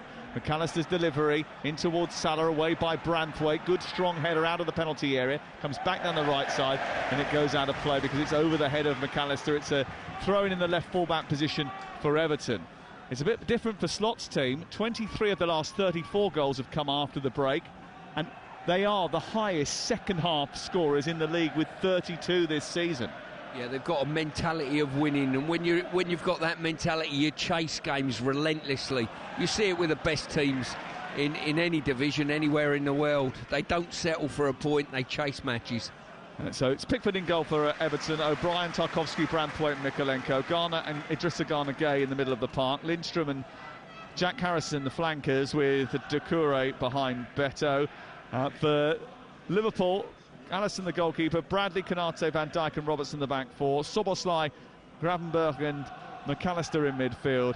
Salah, Diaz and Gakpo going forward. 52 on the clock. Just nudged forward by Pickford into the body of Mykolenko. Mykolenko back to Branthwaite, who's just right of him, backwards of square. He sends it diagonally out to the far side. Lindstrom sort of running towards it, then had to go back on the outside. He's tussling with Robertson, who brings him down. In fact, the free kick's gone the other way as Beto looks to escape down the right hand side. Doucouré looks to escape down the right hand side, and the free kick goes in favour of Liverpool.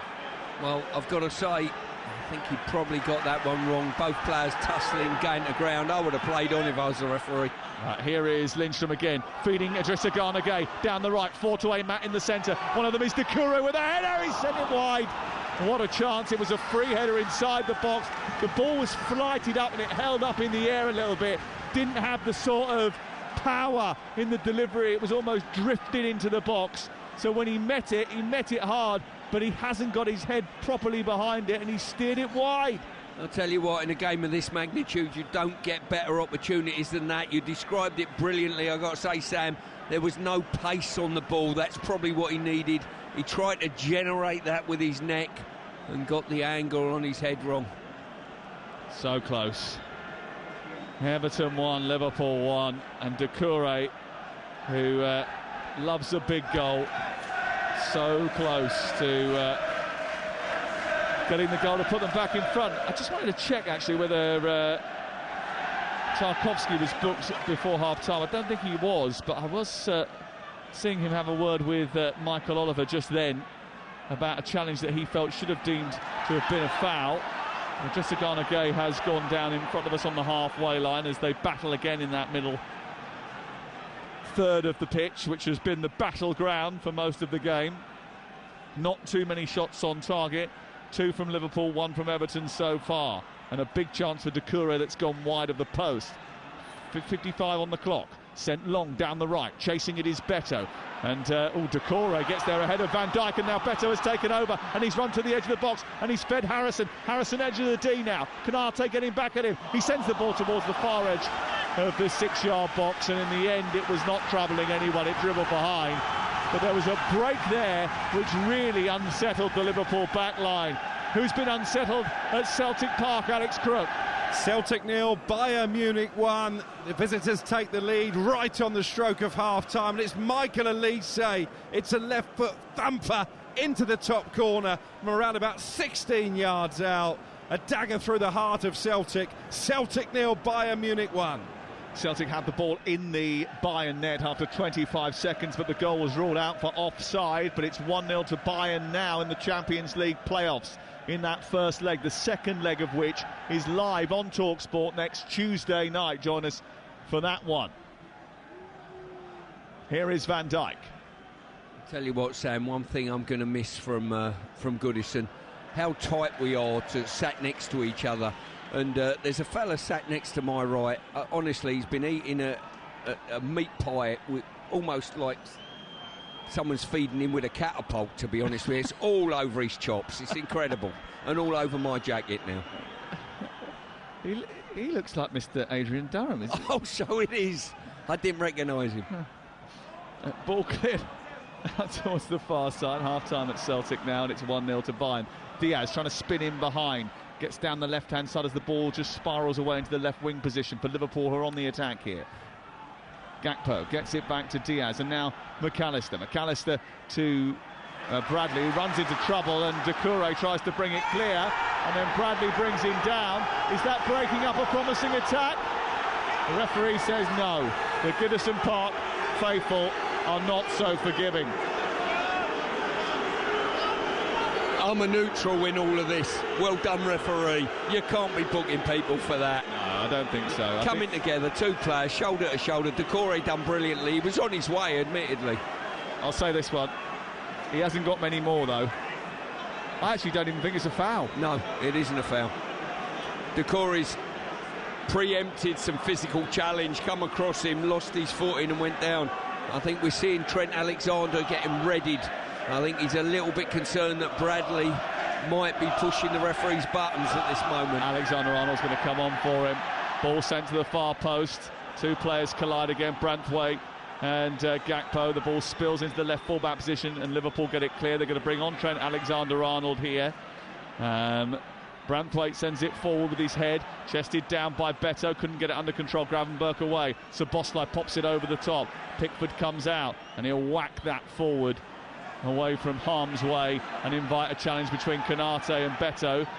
Canate left it, Bradley gets it further clear, and it's brought down by Gana Gueye, miscontrolled by him.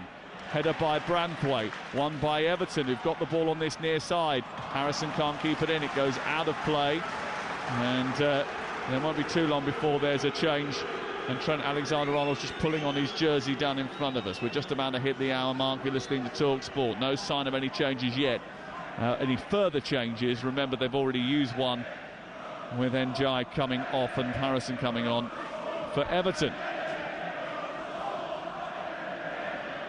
Grumberg out to Bradley, looking for Diaz. Diaz trying to go down the outside, and then, well, Tarkowski does brilliantly to push it out of play. Well, I've read the quotes out for you about Trent Alexander-Arnold saying that he was only fit to play a few minutes. He's going to have to play a few more than scheduled here, Stuart, because they're worried about him getting sent off, Bradley. Well, it certainly seems that way. That would be the only reason for this substitution, that is for sure, but I think it's probably a sensible one. Side flag is up against Salah. Curtis Jones is coming on as well, I think, and he's just about to enter the fray down in front of us. He's getting final instructions, as is Trent Alexander-Arnold, so we'll have two changes for Liverpool.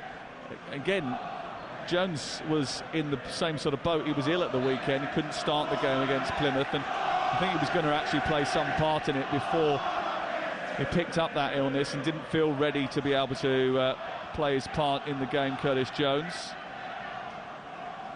a player I think we're a big fan of. Yeah, when you can reach to the bench and bring the magnitude of these two individuals on. You're in a good place, and Liverpool are in a good place. He was never going to overreact to the defeat of the weekend as Bradley clears from the right full-back position. It's half-time at the Hawthorns. Jeff Peters. It's West Brom 0, Blackburn 0. Not many clear chances. Baggy's bossing possession. Final ball not so good, apart from Price's sweet cross, which saw Hegum head against the post. It's West Brom 0, Blackburn 0. A slaloming run from Luis Diaz, who jumps past two tackles and then gets into a bit of a scrap with Doucouré. Doucouré goes down, free kick given for Everton. The hour mark is up. Here is Trent Alexander-Arnold and Curtis Jones. Obviously Conor Bradley is one substitute. The other one, Ryan Grumberg. Incredible run there by Diaz. Probably should have been pulled back for a foul, and he got a judge to bring in Doucouré down.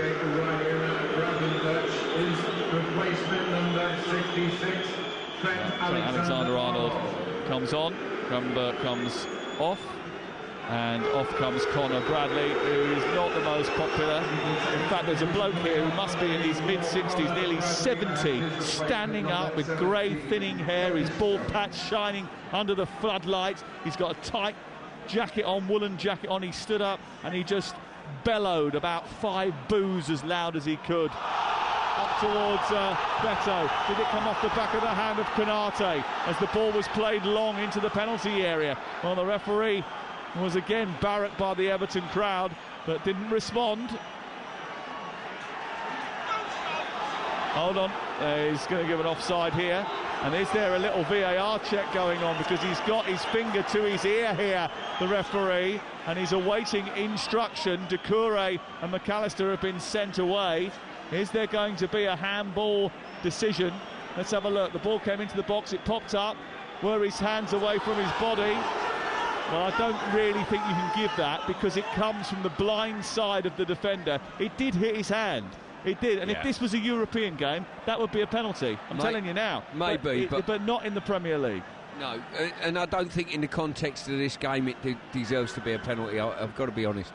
No, I don't think in the context of any game it deserves to be a penalty, because there was no chance that he'd get out of the way with it, because it came from the other side of Beto's body. You would never have known about it.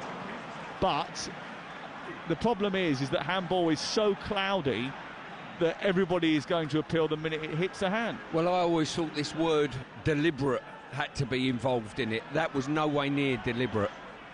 Here is Salah trying to slalom forward. Oh, Doucouré's got there first, and then Idrissa Gana Gueye is trying to bound forward.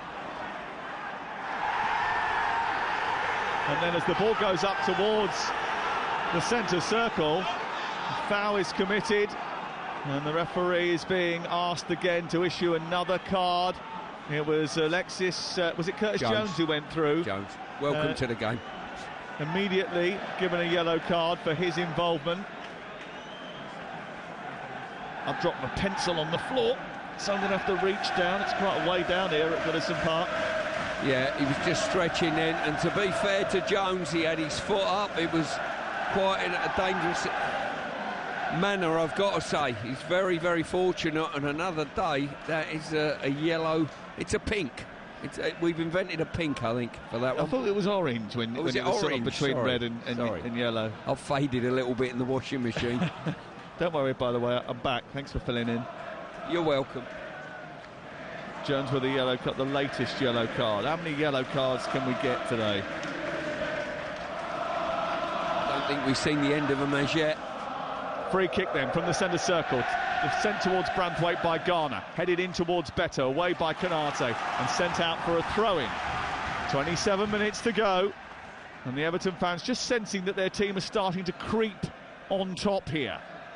Mykolenko to Harrison. Harrison down by the corner flag, looking to try and get into a crossing position. He's got 2 red shirts around him. He still held onto the ball really well, actually, and then ran into Alexander-Arnold, who's pinched it, fed Salah. Salah looks to escape, and he's not going to get it out. McAllister takes over from Jones, sends it back to Robertson, and now they will get clear here, Liverpool. It's been a good game. It certainly has, and you can't help thinking, with both these teams locked on 41 victories each, there's a twist in this one, Sam. Well, there's always something to talk about when you come away from a Merseyside derby. A little step over by Szoboszlai, but it ran off Branthwaite. Almost came through on the edge of the box of Szoboszlai again. He wants a penalty for a challenge, and the referee is saying no. Mykolenko went down very softly, went down with Szoboszlai. Szoboszlai went down quite softly. The challenge went in on him from Mykolenko. The referee said no penalty. I think out of both the teams here, it's Liverpool that feel more aggrieved that a lot of the marginals have gone against them. That is for sure. I don't think both sets of fans are helping out a great deal. For me, no, I don't think so. Well, there was contact with the bottom of the foot. Yeah, but by who? On who? Is the question I'd ask him. Well, Charlie Adam is sitting along the front line here, keeping an eye on proceedings. He's working for Everton now, Charlie Adam, isn't he? Because he's on the coaching staff. He's on the coaching staff. He's one of Leighton Baines on the coaching staff, Alan Irvine, Billy McKinley. Almost the old band back together. Yeah, I know. It's like Alvidazain, isn't it? All they're short of is me, Barry, you know. To be fair, Charlie come in at West Ham on a couple of occasions and had a few days with us down there, and had a pre-season up at St Andrews with us. Dave rates him very highly. They did make an official approach for you, but they couldn't afford your release clause. No, they certainly couldn't. It was the petition from you lot at TalkSport to keep me here. Absolutely. Here's Harrison down the left. Lovely cross in towards Beto, edge of the 6-yard box. It's going to drop inside the area. Who's going to get there first? Robertson and Doucouré fighting for it. Doucouré's won it at the second attempt. Played it against Robertson. It's a corner to Everton. I've got to say, brilliant defending there. Beto was in the box, using all 6'3" of him, but Van Dijk shepherded him brilliantly and got first contact. Well, they feel as if they're building something. Live on TalkSport, it's Everton 1, Liverpool 1, live on TalkSport. 67 on the clock with Sky Sports. Don't forget you can stream the biggest Premier League games available with no contract on now. Search Now Sports.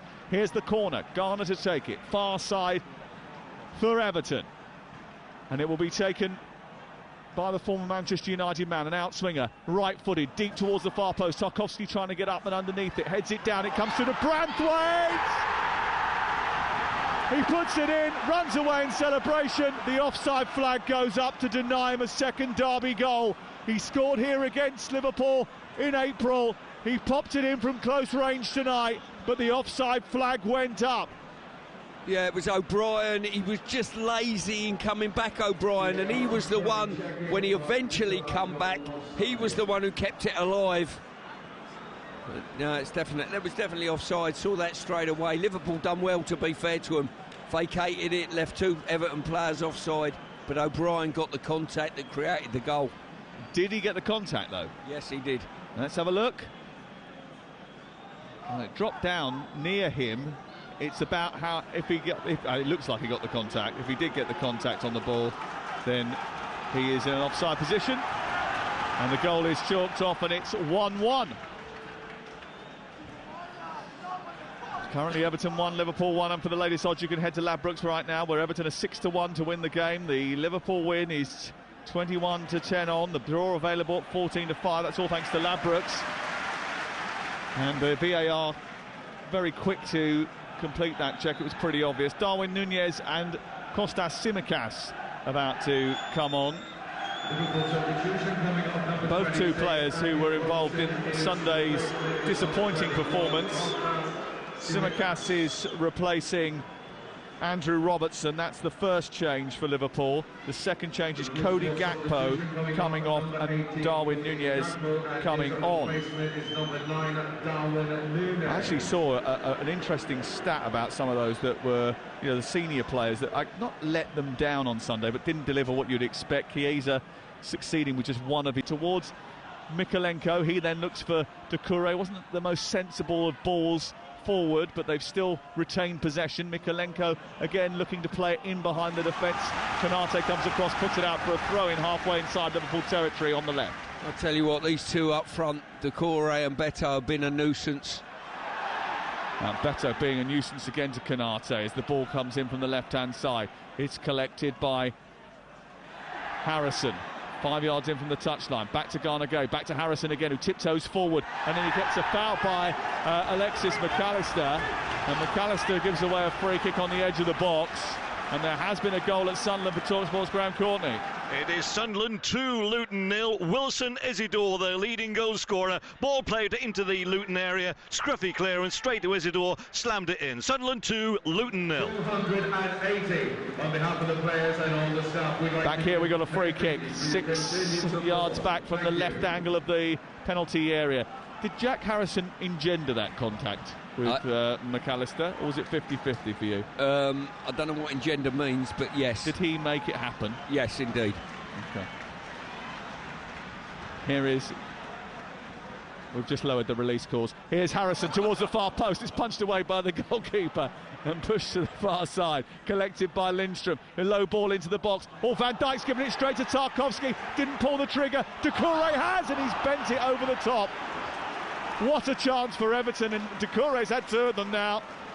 Van Dijk made a mishap, picked up by Tarkowski. He sent it towards the left-hand side after a little delay, and Doucouré went to bend it in the far corner and completely missed the target. Yeah, he did, but I tell you what, Tarkowski's got to put more sympathy on the ball. He shoved it at him, it's half-bouncing. To be fair, I think if he'd have rolled him a better ball, you'd have had a better quality finish. I mean, Tarkowski, if it wasn't Tarkowski, somebody else would have hit that first time straight back at Alisson, because it was a poor clearance by Van Dijk, who's got away with one. Yeah, I think you're right there. As I say, I thought Tarkowski, or whoever it was Tarkowski, should have had a shot, but when you lay it off to a teammate, you've got to have ultimate sympathy on the ball. 19 minutes before the conclusion of the match, plus stoppage time. And we'll bring you reaction live into the sports bar or into this programme if we can get it before 10 o'clock tonight. We'll try and get them out early. Jack McCarthy, who is our producer, who's usually very good at sort of ferreting around downstairs, dragging people out. Come and speak to us. We know Stuart Pearce. He's a good ferret, isn't he? Won a golfing trophy. Did you know that? Didn't know. Joking. I didn't even know he played golf. Did you not? He doesn't even talk about it. 18 minutes to go. You think he always dresses like an absolute imbecile? Come on now. Here is Konate. Forward towards Trent Alexander-Arnold. That's coming from you. Exactly. King of the freebie, you mean? I tell you what, we need to get a message down to the referee and say, I tell you what, we'll play to a finish tonight. You know. Oh, given away. Jones inside the area, right-footed, cleared off the line, comes back to Salah. He puts it into an empty net and Liverpool lead. What a mistake inside the box. Given away.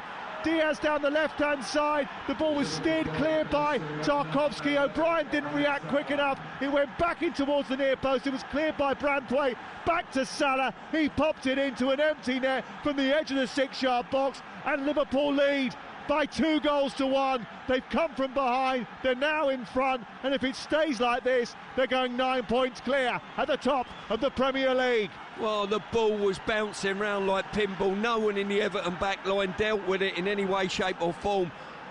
Mykolenko has dealt with Salah pretty well tonight, but Salah on 73 minutes has got a goal and assist to his name. It fell to him, it come quickly, he stopped it and slotted it away like a striker who's used to getting 20-odd goals a season. Fantastic finish, made it look very, very easy.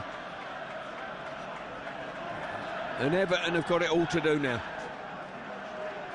Well, how much are they going to rue those missed chances from Doucouré? Just moments after the latest of those was sent hurtling over the top of the crossbar, Mo Salah there again.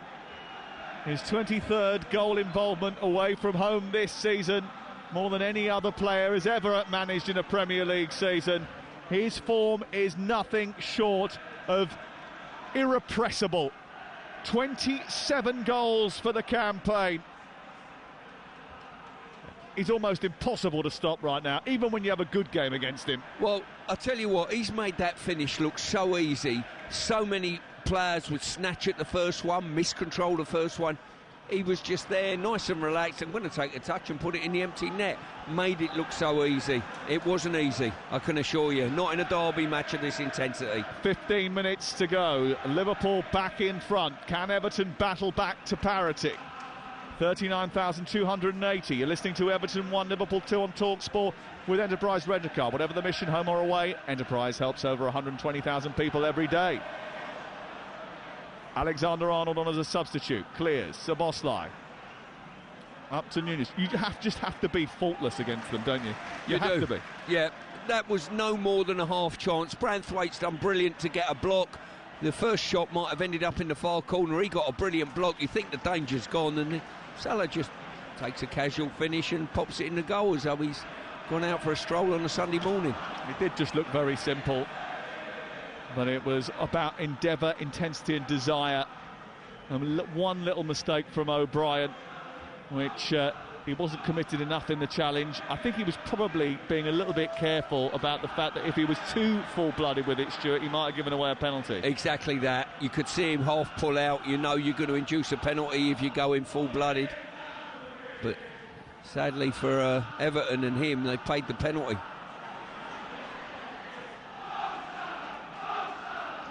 I'll tell you what, it's a real concern. I mean, we saw the big three missing in the performance against Plymouth in Trent, Salah and Van Dijk, and all of a sudden the team got turned over.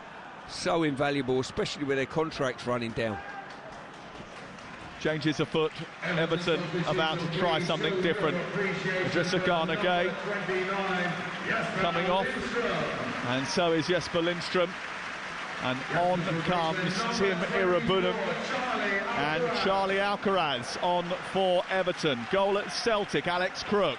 5 minutes into the second half, this tie could already be over. It's Celtic 0, Bayern Munich 2, and who else but Harry Kane, the England captain, with a thumping volley to surely put Bayern a huge step closer to the round of 16. Celtic 0, Bayern Munich 2. Back here, Everton on the attack, trying to progress the ball down the left-hand side. Cleared away by Alexander-Arnold towards the halfway line. It's thrown in by Mykolenko, and we're back moving again with Tarkowski just short of the centre circle. Harry Kane scoring for Bayern Munich at Celtic Park. He's having an unbelievable season, Harry Kane. Into Beto, back out to Mykolenko. Mykolenko forward, trying to feed the ball into the path of Harrison.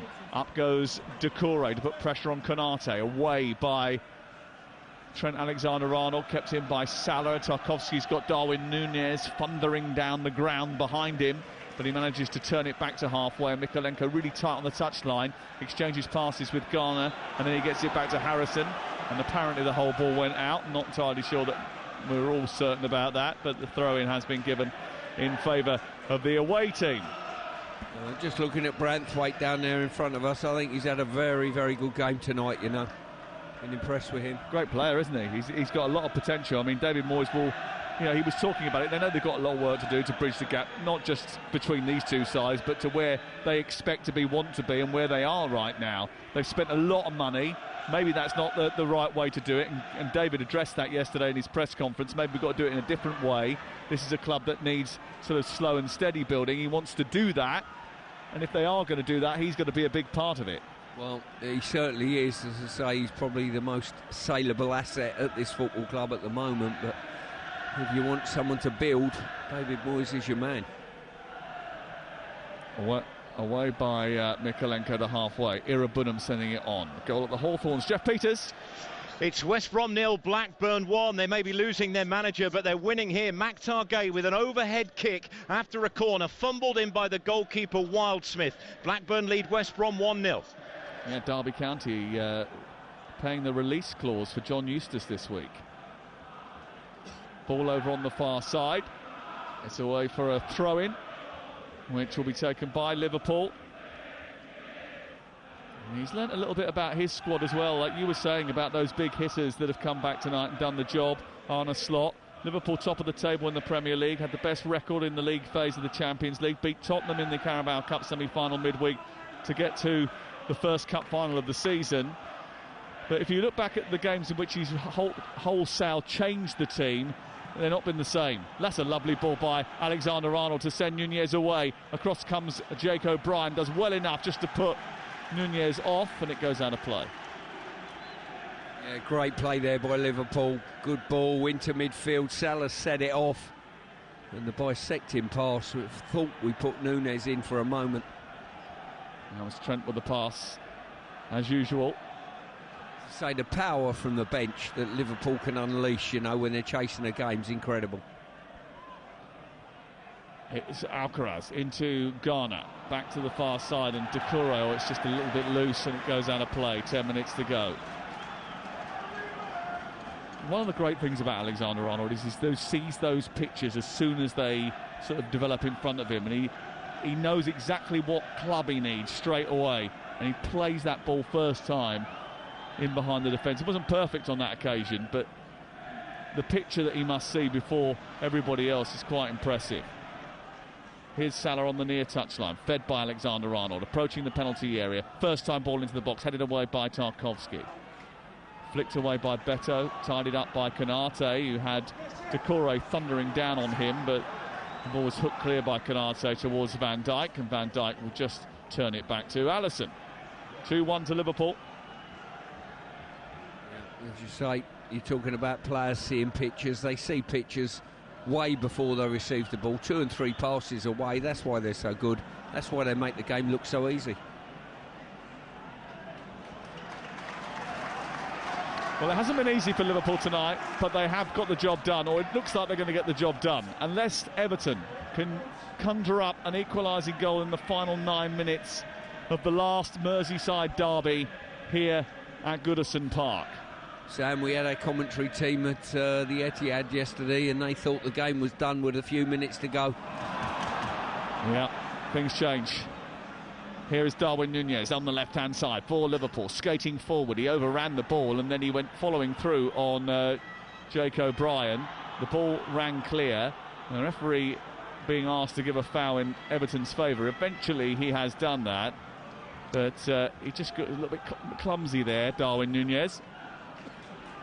Yeah, and to be honest with you, I think, Nick, this summer we need to get all the referees and officials together at St George's Park and tell them when players plant their feet and fall over, it isn't a foul all the time, St George's Park's having a bit of a refresh, isn't it? So I gather, yes. Yeah.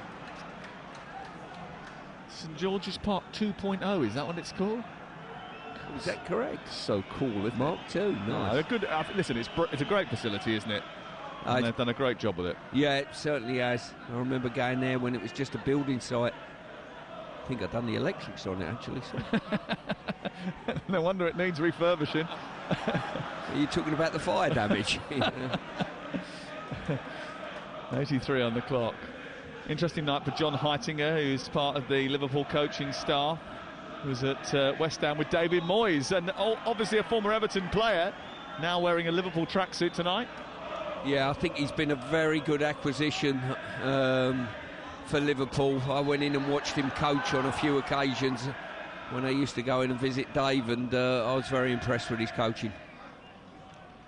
Up in the air and away by Mykolenko, the left fullback for Everton, who are searching for somehow to get a foothold back in the game. And Liverpool, since they've got that goal, have really just squeezed control back and taken a grip on the proceedings here.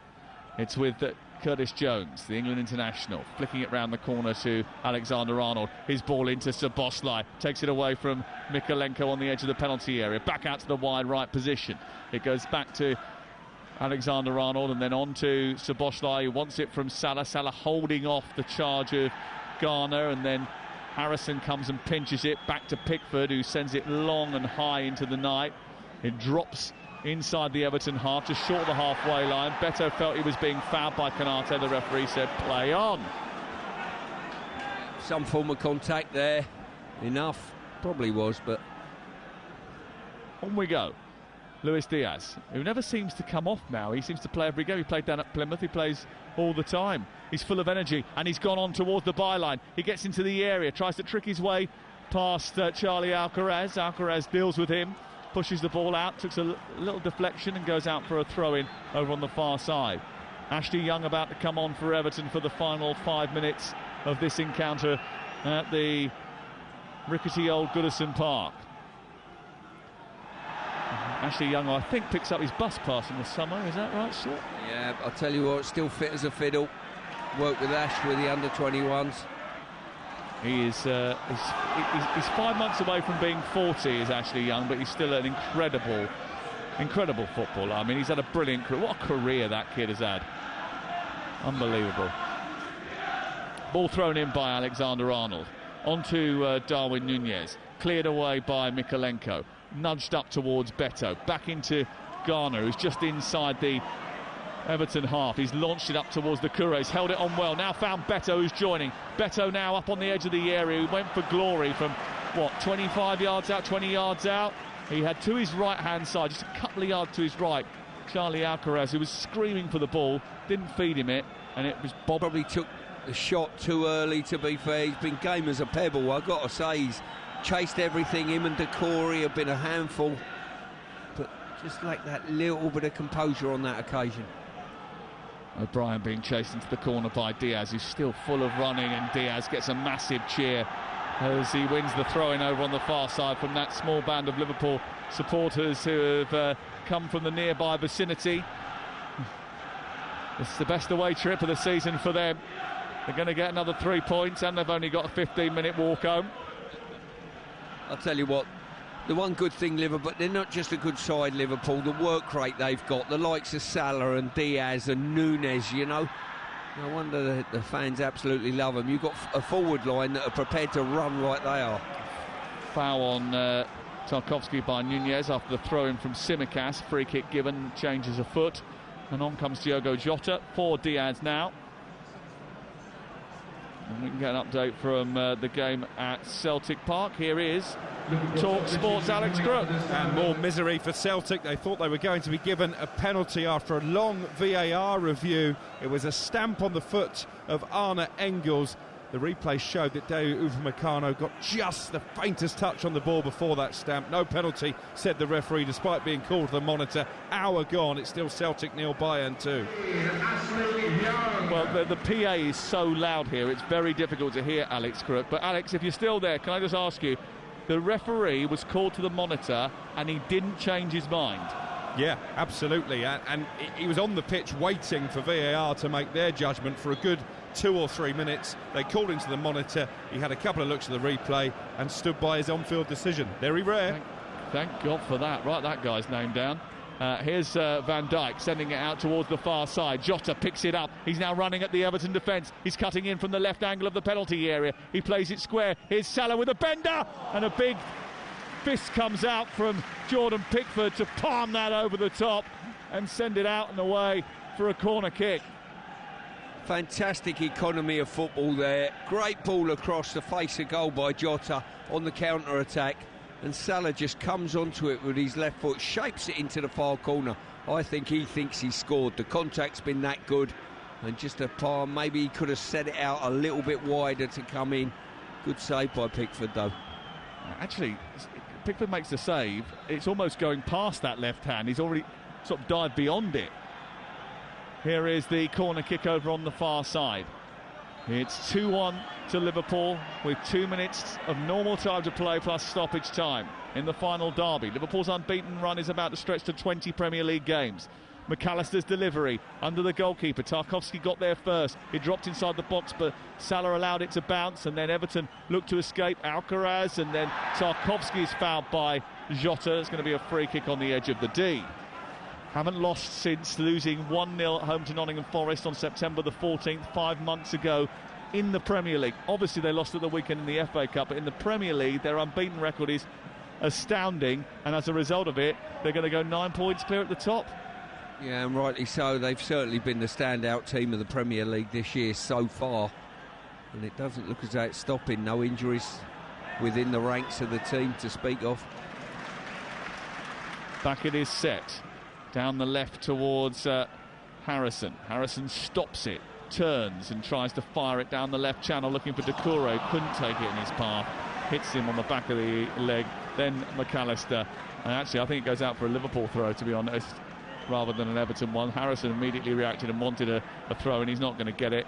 And the seconds are ticking away here. Munich against Celtic live on TalkSport next week on Tuesday night. Remember, we'll be doing that one to see if Celtic can claw back a 2-goal deficit. A lot of work to do for Brendan Rodgers and his team. Would have been a lot worse if they'd had that penalty given against them. There's still a way to go in that game. There's only a couple of moments here left. How many minutes are there going to be? Alcaraz. I thought he'd overrun it, but he managed to get away from Szoboszlai into Mykolenko. And then back to Branthwaite. Haven't really kicked on. The changes haven't really helped Everton. Here is Irabunam, though, getting the wrong side of Darwin Núñez, who tries to commit a foul. Irabunam continues to drive. He gets to the edge of the area, and he runs into too many red bodies, and in the end, they come away with the ball. And Salah now is running towards the Everton defence. He's dancing past them all. Alcaraz looks as if he's brought him down. Michael Oliver said no, he didn't. Crack on. Salah still looking pleadingly at the referee. Everton countering the other way. 5 minutes of added time at the end of the derby. Here is Harrison, left side.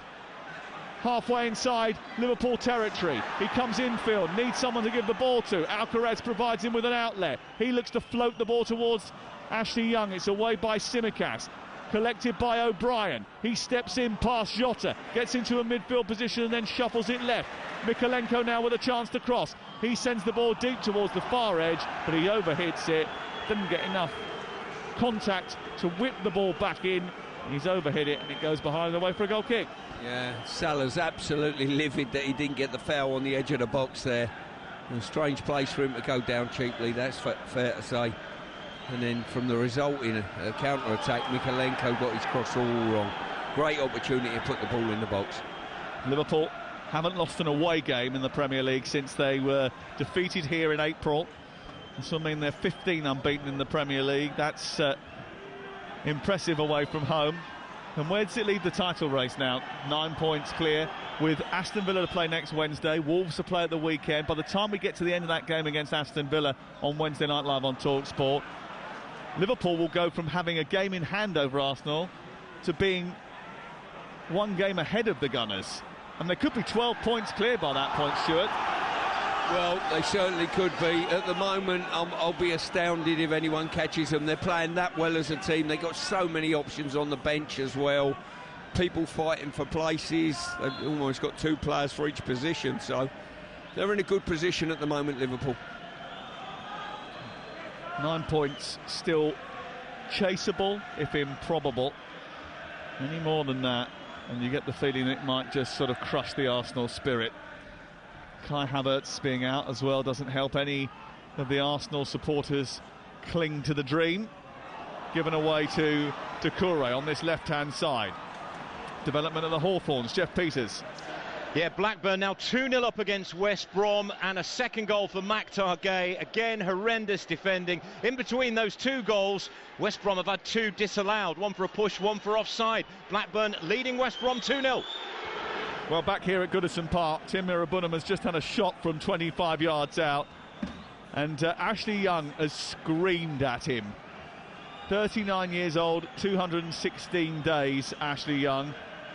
Talking to Tim Irabunam and saying to him, look, fella, that is not the kind of effort that we need at this stage. Yeah, he was in a good position. Yeah, he can strike them. But he had Ashley Young on the edge of the penalty area, being backed up by Jake O'Brien. You just got to use that more sensibly. Yeah, it was a poor effort, you know. Listen, if you're going to unload one from that distance, you've got to work the goalkeeper. If you miss by the distance he did, my goodness. You are inviting a rollicking, I would suggest. Here is Jota picking the ball up after a clash of heads, and he's run into the penalty area here. Everton have got two men on the floor. Nunez spills it, comes to Tsimikas, away by Ashley Young, and now the referee has stopped the game for a head injury. This is an interesting one and a very, very difficult one for the referee. Two Everton players have run into each other. It's a clear, almost a facial clash between the pair of them, and the referee's played on because Liverpool were in a brilliant position to go and force the next goal. He probably went on and above the directive, you would say. You would have thought he would have blown immediately. Yeah, but to be honest with you, it's a really difficult situation the referee was put in then. Well, he stopped the game now, and we're into the final few seconds of the match. He's explaining himself to Tarkowski and to Darwin Nunez. Darwin Nunez, who's been jetting off in between games to Spain because his partner has just given birth to their child. I think that's one of the reasons why Arne Slot felt as if he wasn't up to speed when he came into the game against Plymouth at the weekend. And certainly they've had to be up to speed tonight to beat this Everton team, and they are going to beat them. And it means that Goodison Park is going to experience defeat in its last derby. I think Branthwaite might have to visit the dentist very shortly. As I say, just looking at the clash there, it was literally face on face, wasn't it, both players? And the referee really should have stopped the game straight away. The game gets stopped for so many incidents that are not serious this day and age, but I think Liverpool counter-attack opportunity didn't want to stop it. I know it's Valentine's Day this week, but that was a lip smacker that you don't want. Yeah, indeed.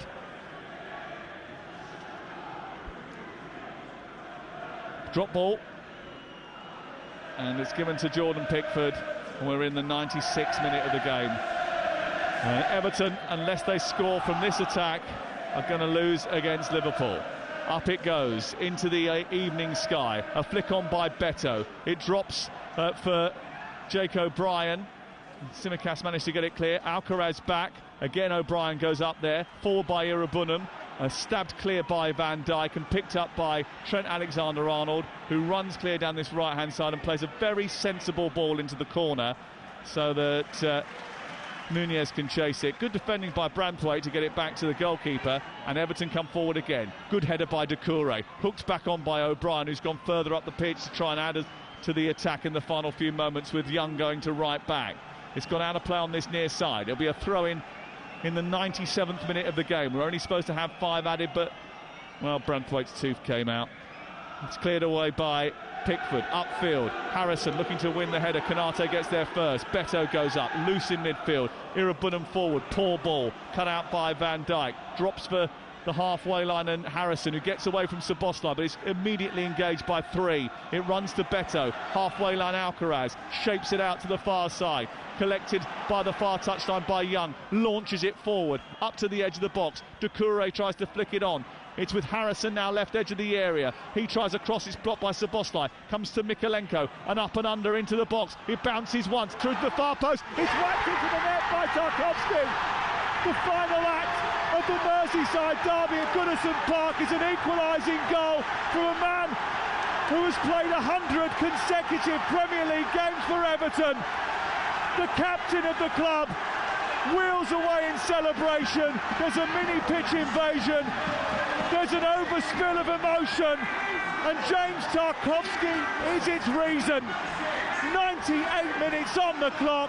Tarkowski comes to Everton's rescue. It's 2-2 in the final derby at Goodison. Well, the Liverpool players surrounding the referee. They think there was a push in there somewhere. There's carnage on the far touchline.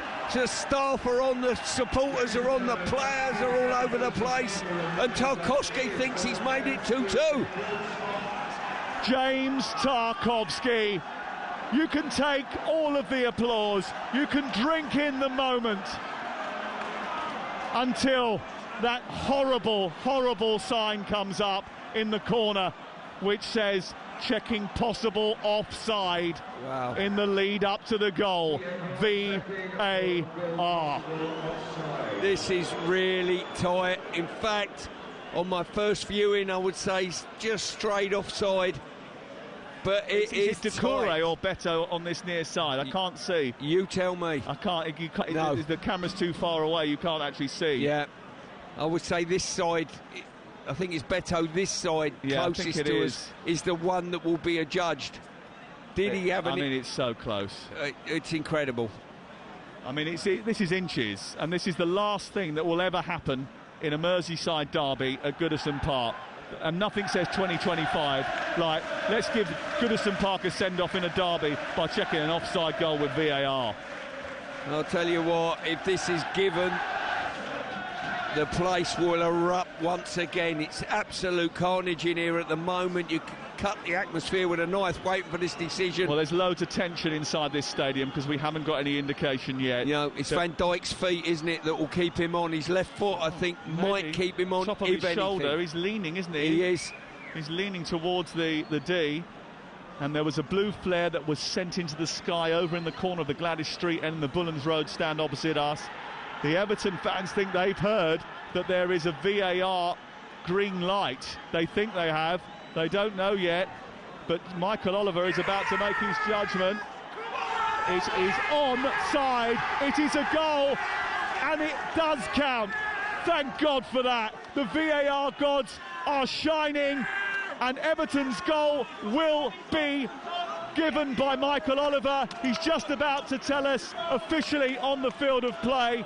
Unless there is another incident. A potential push early on, just there on Canati, is what they'll be looking at the moment. I don't think there was enough there to give the free kick, personally.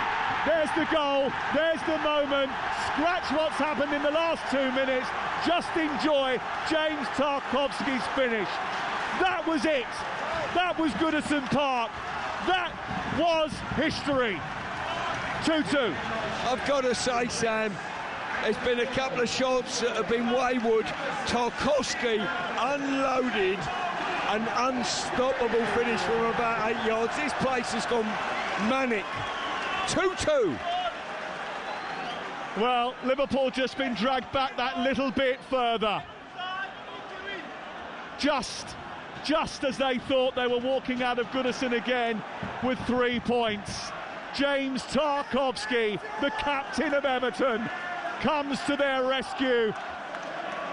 So late, so very, very late. But the Goodison Park faithful believe it was worth waiting for. Sam, I said at the start of the game, Everton have got to win all the first contacts, win the headers, make things a bit desperate for Liverpool. They've done that, but they had to wait for the last minute to do it. 3 contacts and a goal. Now this is how Everton envisaged waving off the Goodison Park derby, but this isn't, because it's now spilled over into a bit of a brawl over on the far side with players from both sides involved. They went careering over to the Bullens Road stand. The stewards had to intervene and they had to be dragged away. Well, it's certainly got a very bit spicy there with the players from both teams. Curtis Jones, Beto, Jordan Pickford, all involved in it. And they've had to be dragged off by members of the stewarding team. And even the police have gone over and got involved and stopped Charlie Alcaraz getting involved in proceedings as well. What a fascinating end. What an intriguing end to a wonderful send-off as far as the Merseyside derby is concerned, to this grand old stadium from this grand old club. The next time that these two meet, the walk to Everton's place will be a lot longer. But it might not have the feeling, the emotion, the passion and the intensity, and it certainly won't have the history of this place. The Reds' last visit to Goodison Park in the Premier League ends like so many of their games against Everton, in a draw. It means that Everton keep their head up high on the final Premier League derby day at this famous old place, and Liverpool drop points at the beginning of their crucial Premier League run. Everton 2, Liverpool 2. Well, Liverpool staff are not happy with Michael Oliver at all. He's got a yellow card out, Michael Oliver. He's still he's just officiating. He's sent Decore off. A yellow and a red. Decore's just been sent off. So Decore has seen his second yellow. He has gone. Arne Slot's been sent off. It's a memorable end.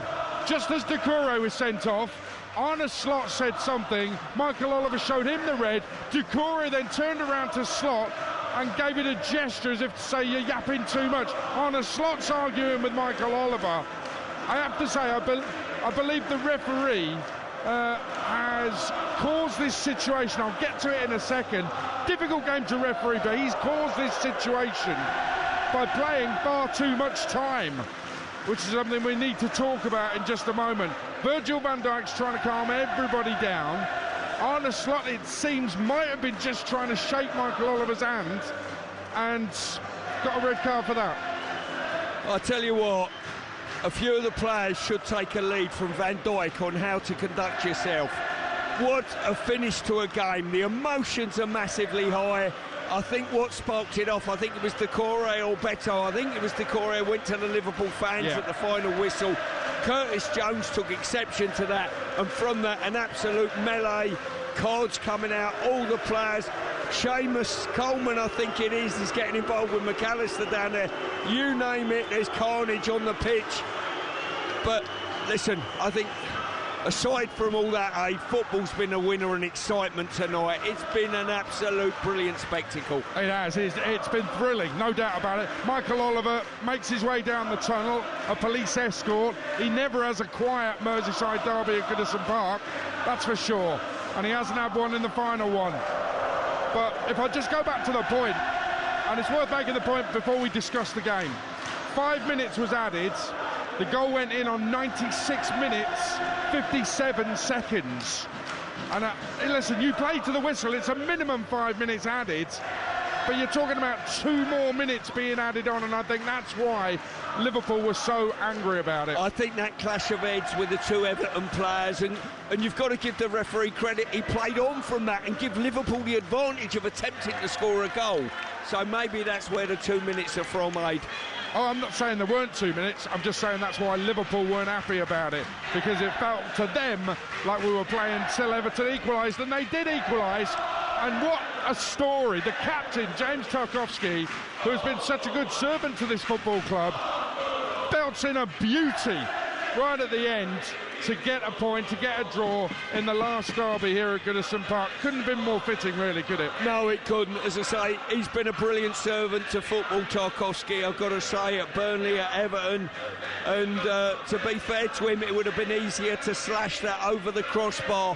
What a finish. He's called it on the volley. It's on the screens now. He's cut across the ball and unleashed a venomous strike, akin to the likes of Dalglish and Rush that are walking up the stands at the moment. Yeah, the Kenny Dalglish there, just walking past some Everton fans who let him know what the score was in no uncertain terms. And listen, Everton haven't even won it, it's finished 2-2, but Liverpool, for them, it will feel a bit like a defeat. They're 7 points clear, they've now played as many games as Arsenal. It's still going to be very difficult for Arsenal or anybody to track them down, hunt them down and overtake them, isn't it? I think when the dust settles, both teams will be delighted with this point. Liverpool a little bit frustrated, it was a late equaliser. Aside from that, a point here in this high-octane affair, I think is a very good point for Liverpool. Everton, in the manner in which they come back in the game, this point will be a very important one for them as well in context to their season. And if we go back to the we'll go back to the Liverpool goal and talk about it very shortly, but there is a goal at Celtic Park in the Champions League, Alex Cook. And it could be a big one. Celtic 1, Bayern Munich 2. and it's Dejan Maida who's got Celtic back in the game. It came from a corner on the right-hand side. The German side just couldn't deal with. I think Harry Kane actually trying to defend the set piece, flicked it across his own 6-yard box, and in the end Maida stooped to head home from around about 4 yards out. 10 minutes to go. Celtic 1, Bayern Munich 2. Well, that next goal was crucial. If Bayern Munich had got it, that is tie over. Celtic giving themselves a little bit of hope. Celtic 1, Bayern Munich 2. Let's get some full times from the Championship to the Stadium of Light, where the whistle has just gone, Graham Courtney. Yeah, Sunderland 2, Luton Town 0. Just briefly, 13 minutes on the clock. Enzo Lefebvre with a decent ball. He's actually hammered it into the back of the net. He's going to be a really good signing. 59 on the clock. Scruffy clearance by Luton. Fell to Wilson Isidore, and he's knocked it in from the edge of the D. Sunderland stay fourth. Luton down to the bottom. Finish Sunderland 2, Luton Town 0. Wow, Luton, what on earth has gone wrong there? Full-time at Turf Moor, Mickey Gray. It's finished Burnley 2, Hull City 0. Goals from Bashir Humphreys and Zian Fleming in the first half. It was a dominant performance from Burnley. They never looked under pressure at all, keeping the pressure on the sides at the top of the Championship. It's finished at Turf Moor, Burnley 2, Hull City 0. I can tell you, Curtis Jones got 2 yellows as well in the mess that was the end of the game. Abdoulaye Doucouré, 2 yellows, he's off. Arne Slot saw red. Curtis Jones, 2 yellows as well. Just to give you the rest of the Championship scores tonight: Bristol City beat Stoke City 2-0. You know, Burnley beat Hull 2-0. Plymouth 5, Millwall 1. Puts that win against Liverpool's reserves into perspective. Sunderland 2, Luton 0. Swansea 0, Sheffield Wednesday 1. And they're still playing live on TalkSport 2. And Sheffield United have just taken the lead, in fact, against Middlesbrough. Borough equalised, but Ben Brereton Diaz has put Sheffield United back in front, cancelling out Delano Bergzorg's penalty right at half-time. And Blackburn leading 2-0 at West Bromwich Albion, and still playing in the Champions League as well. Celtic 2-1 down, Feyenoord 1, Milan 0, Monaco 0, Benfica 1, and Monaco down to 10 men. Curtis Jones, it was Stuart Pearce who basically made that goal that put Liverpool in front here at Goodison Park. He burst into the box, robbed the ball of O'Brien, who was sleeping, had a shot, it deflected to Salah, whose finish was so cool, and we thought Liverpool had won the game, but it's a good goal from Salah. Oh, it was a brilliant goal. Listen, I think he's had a reasonable, quiet game in comparison to what Salah can do. I thought Mikalenko dealt with him reasonably well. He's got a goal and assist again. He's an absolute machine of a player, and he's all on at the moment to be the player of the season, no doubt. Well, Salah gets his goal. Both sides get a point. And would you say over the course of the 95 and near 100 minutes with all the VAR checks that actually a draw was a fair result in the end, wasn't it? Well, if you're Liverpool, you probably debate that statement, but I would say the endeavour that both teams put in, if you could watch it with a cool head as a neutral, you would say yes. I don't think either team deserved to lose that game tonight, and I think when the dust settles tomorrow, both teams will be happy with what they've got out the game. Yeah, and I think the endeavour is the interesting one, because you can look at stats and they can tell you what they tell you, but then you can also have a look at what a team, the eye test we call it, don't we? And you can have a look at that.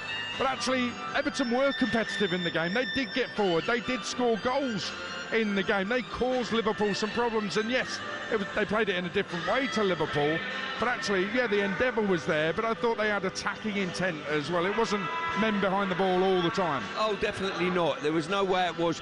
And the likes of Beto and Doucouré, I thought, were a nuisance from start to finish. The energy they put into it, they competed for every header, and they made it very, very difficult for Liverpool. Right, time now for us to pick our man of the match with Enterprise Rent-A-Car. Man of the match on TalkSport with Enterprise Rent-A-Car. Whatever the mission, home or away, Enterprise helps over 120,000 people every day. Who are you going for, Stuart Pearce? Well, this is not an easy call, but I tell you what, he's a bit of an ugly duckling, I think, but the importance that he's going to be to Everton because of the injuries they've got, I'm going to go for Beto. I think he scored a goal, brilliant run for the goal and finished well. I think he was a continual thorn in the side. He held it up, he competed, and I think the energy that he gives to his team as a focal point, I'm going for him. Yeah, and I don't think that's a bad shout at all. I think you've got it spot on, because I was thinking, even at 2-1, I was thinking Liverpool's defenders know they've been in a game. You know, they've been in a physical battle with Beto. They've been in a running battle with Beto. Doucouré helping him out just behind him as well. And I think that's a fair shout, Beto. I think when Dominic Calvert-Lewin got injured, there was a bit of doom and gloom around Goodison Park, but actually Beto really has stepped up to the plate. It looks like David Moyes is making him a better player, dare I say. Yeah, as I say, he's getting his chance to play now. With Calvert-Lewin being injured, he's getting his chance to play. And the fact that he scored goals and he's got a real feel-good about himself. And at the end of this game where the melee was going on, he done a lap of honour to all the fans on his own. It was incredible, the emotion that it had to him. And I come in and spent a day with Sean Dyche and his staff before Christmas. And I talked, what's this player, what that player like? And I said, tell me about Beto. He really liked him, you know what I mean? He's a great lad, great around the place, really good, bubbly personality, that type, and credit to him. Yeah, Beto is Stuart Pearce's man of the match from today's game with Enterprise Rent-A-Car. Man of the match on Talk Sport with Enterprise Rent-A-Car. Enterprise has vans of all shapes and sizes, so if you've got a plan, we've got a van.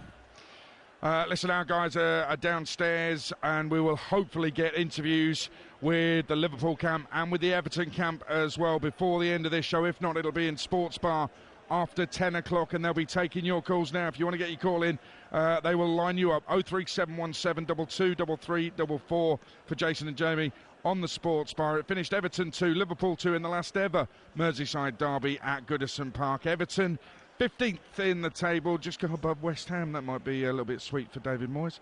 And Liverpool 7 points clear at the top of the Premier League